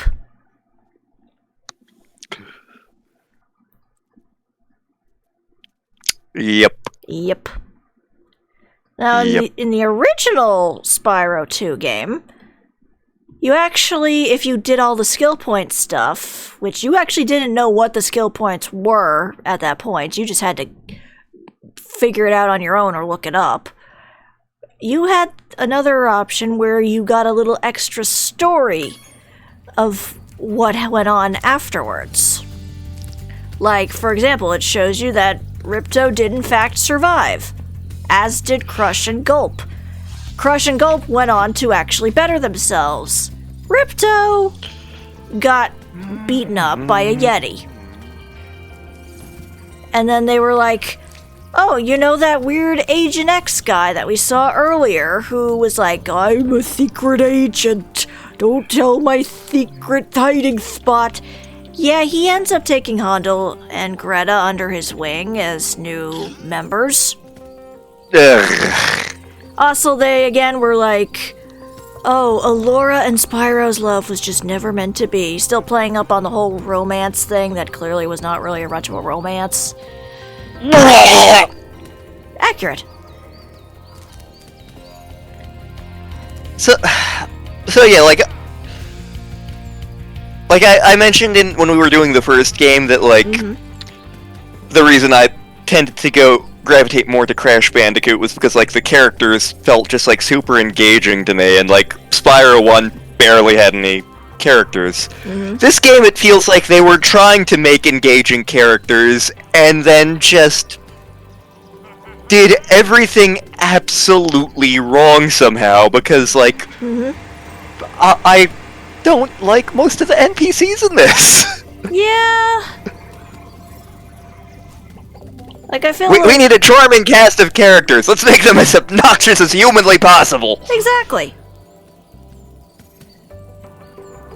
Like, there are certain aspects of it gameplay-wise I feel they did a bit better with. They added more to the world. It felt like there was more to do.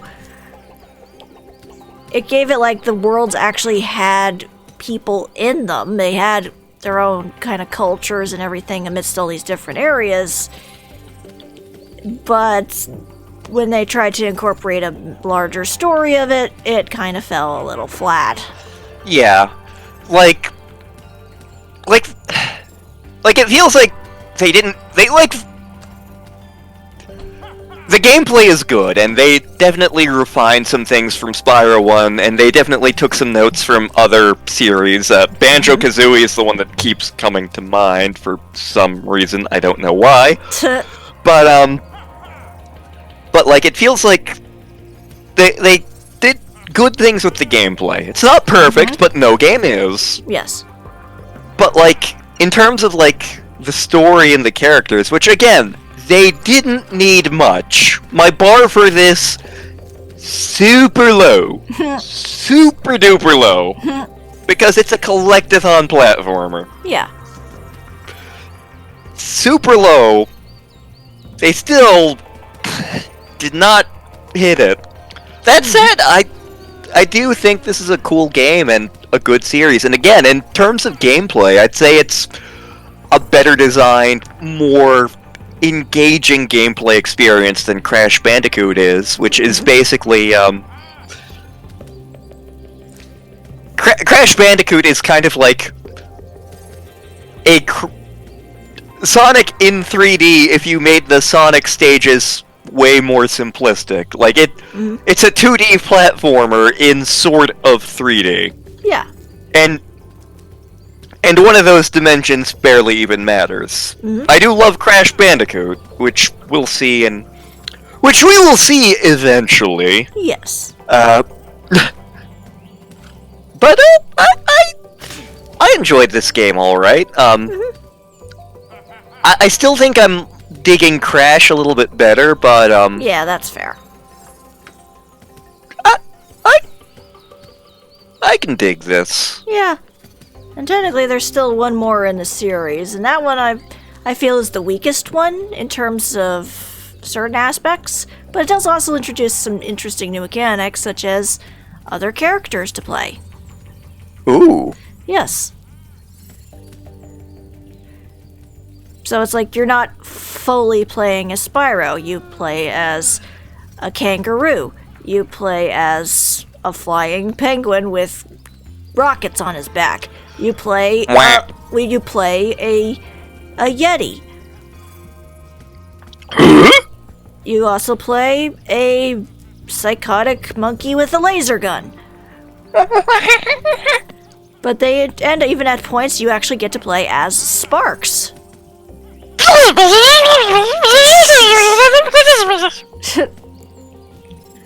Like, yeah, sure, you get some characters coming back that you don't want, like Hunter the cheetah, but there are some interesting aspects of that where I think they may have a very important question. I have a super important question. Okay. Possibly the most important. Okay.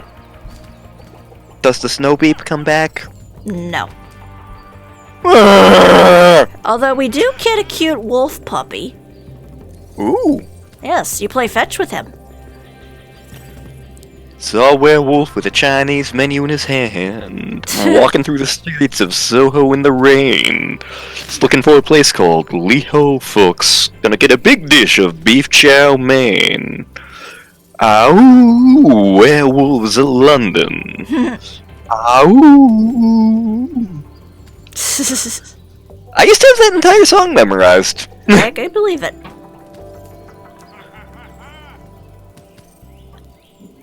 Spyros. We don't know what we're doing next week, do we? No, we do not. We're kind of playing these by ear before we get to our main event. Figure we might as well start it off in May. Yep. We may be doing a bonus stream. We were shooting for Tuesday, right? Yes. We'll see what happens, because I know that I heard there's going to be thunderstorms here that day, so we'll see what happens. Yeah, we may be doing a bonus stream sometime during the week. We are going to try to record another LP, because I'm still at the house. Yep. Oh boy! Yep, we have the time for it at the moment. And, there's a couple games we're considering LPing. There's a specific one I do want us to do. Yes. Raven's Crew have already seen the thumbnail for that. Yep. Any other major announcements we need to make for today? Nothing I can think of. Like, obviously the Super Mario Galaxy package is still being worked underway. I know I have to do some art for that soon. Well, I don't have a time limit for it, but I still want to work on it. Yeah, and I know Dork just posted some scratch tracks for some chorus parts of some songs, and again, I feel super self-conscious about my chorus parts, or recording things with chorus parts, which is weird because it's a chorus part, you shouldn't, but because again, for like the main parts, which they're still working on the lyrics for me for that, it's like, okay, you sing these parts, but also you're going to be doing ridiculous voices anyway. And it's like, okay, I can be ridiculous. Be ridiculous. When it comes to like actually singing and attempting to sound like a good singer, I'm like, But you sing so many times during these streams. They're lovely.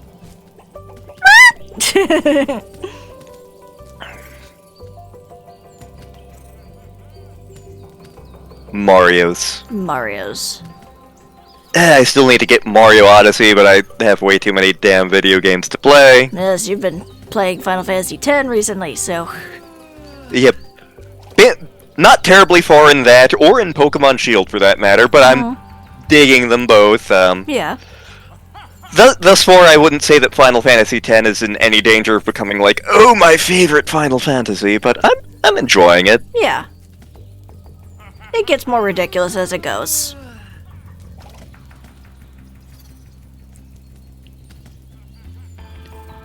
Meow. Meow. Let's see here,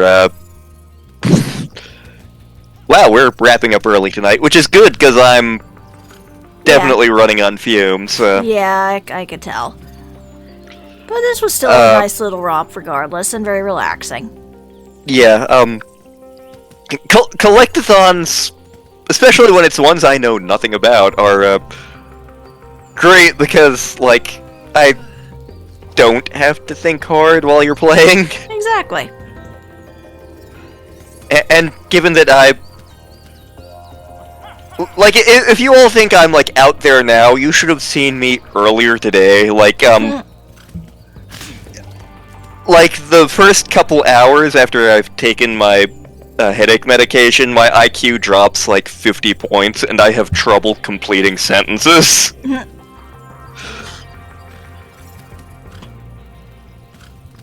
I mean, it's no different than when I'm sleepy drunk. It's a little different from when you're sleepy drunk. Like, Mom definitely noticed when I was eating lunch today that, like, you are not okay, are you? And I'm like, nope. Yeah. Like, she was having to help me with words, and, the hilarious thing is we actually do take the same migraine medication, and mine is actually a smaller dose. But we have, like, vastly different side effects. Like, yeah. Hers is she starts to have trouble with temperatures. Mine is I become super duper slow.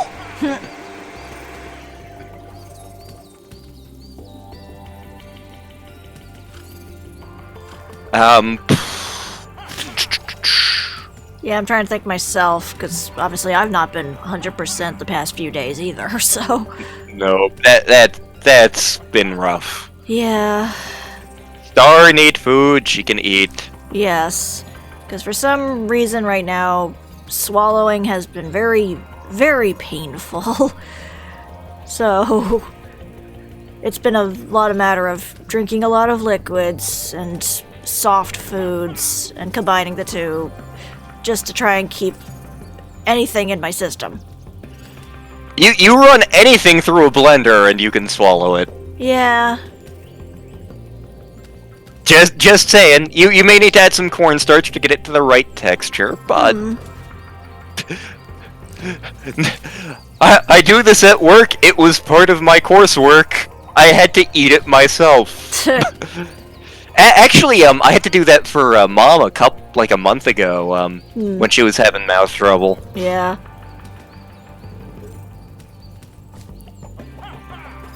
Notably, the lasagna was the one that she liked to run through the blender the best, which isn't to say she was thrilled with any of them, but, yeah. It's just one of those things that you have to, get used to. Yeah. And then add by the fact that I just had random searing back pain yesterday. That was fun, too.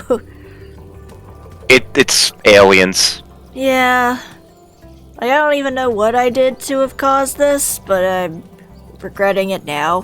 Because it's like, I want to be able to enjoy my food without pain. Food. But, yeah, thank you everybody for coming by to watch. Yes.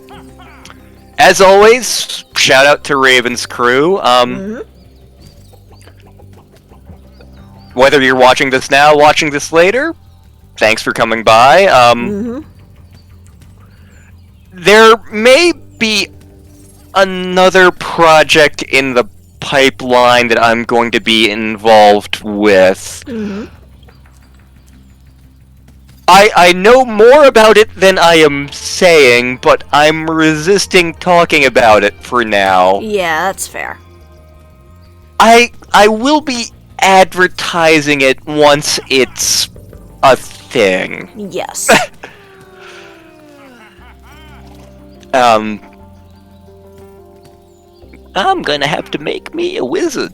Yes, you are. Which is funny because you don't trust them. No, never trust wizards. So then you can't trust yourself?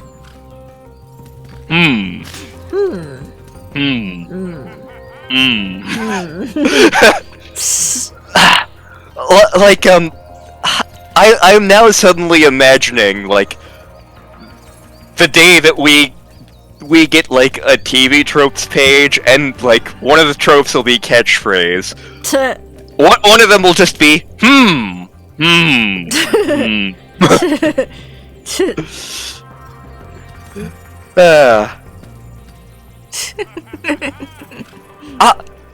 Is it so wrong that I would love for us to have a TV tropes page? Not really, no. That would involve us getting quite large, because currently at this point we're sitting at like a little over 600 subs on YouTube, so... Oh well. Yeah. Still, it's not about the size of the audience, I just enjoy doing this with you. Yeah, absolutely.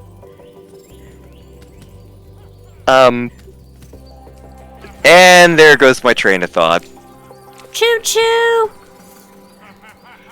Choo, all aboard the gravy train.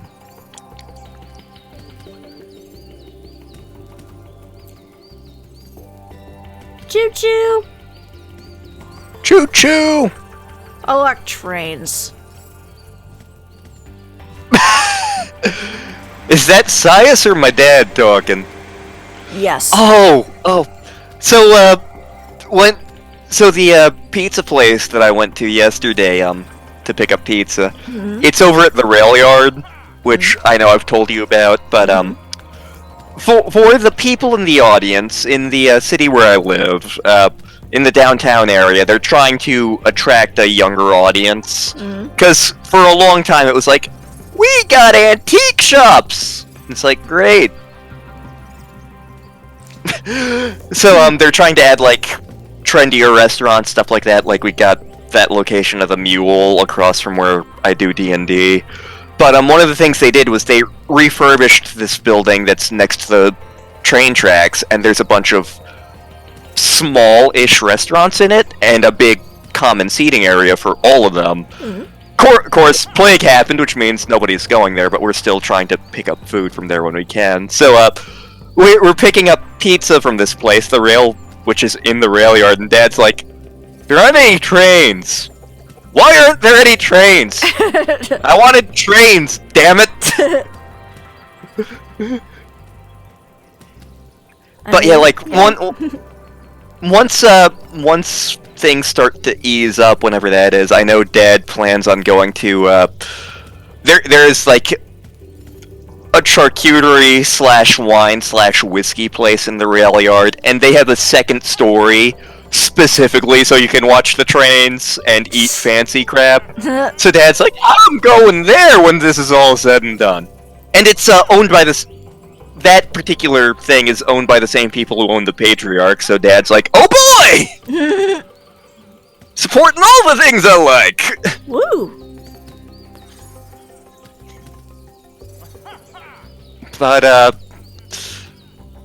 yeah, thank you all for coming. I know this isn't a major thing with Spyro. Yeah.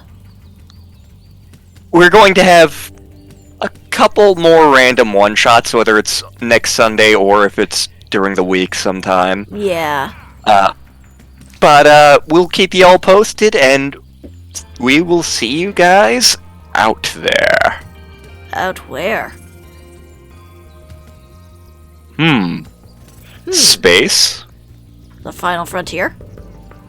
These are the voyages of the Starship Enterprise. Its continuing mission to explore strange new worlds, to seek out new life and new civilizations, to boldly go where no one has gone before.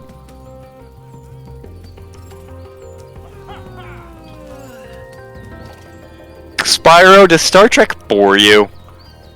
He's clearly a Star Wars fan. Clearly. Yep.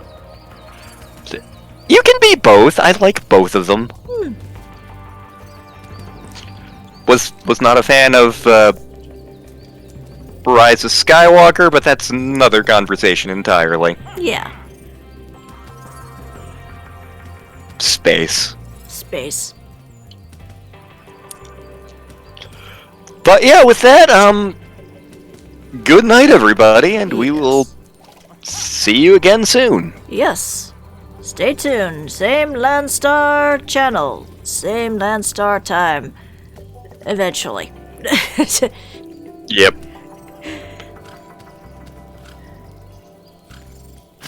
Bless you, Spyro. Bless you. Sneezy beep. Sneezy beep indeed. And bye, Sparks. Bye, Sparks. Oh, that's profound. Indeed. He's such a word of wisdom. Yep. But yes. Good night, everybody. Good night.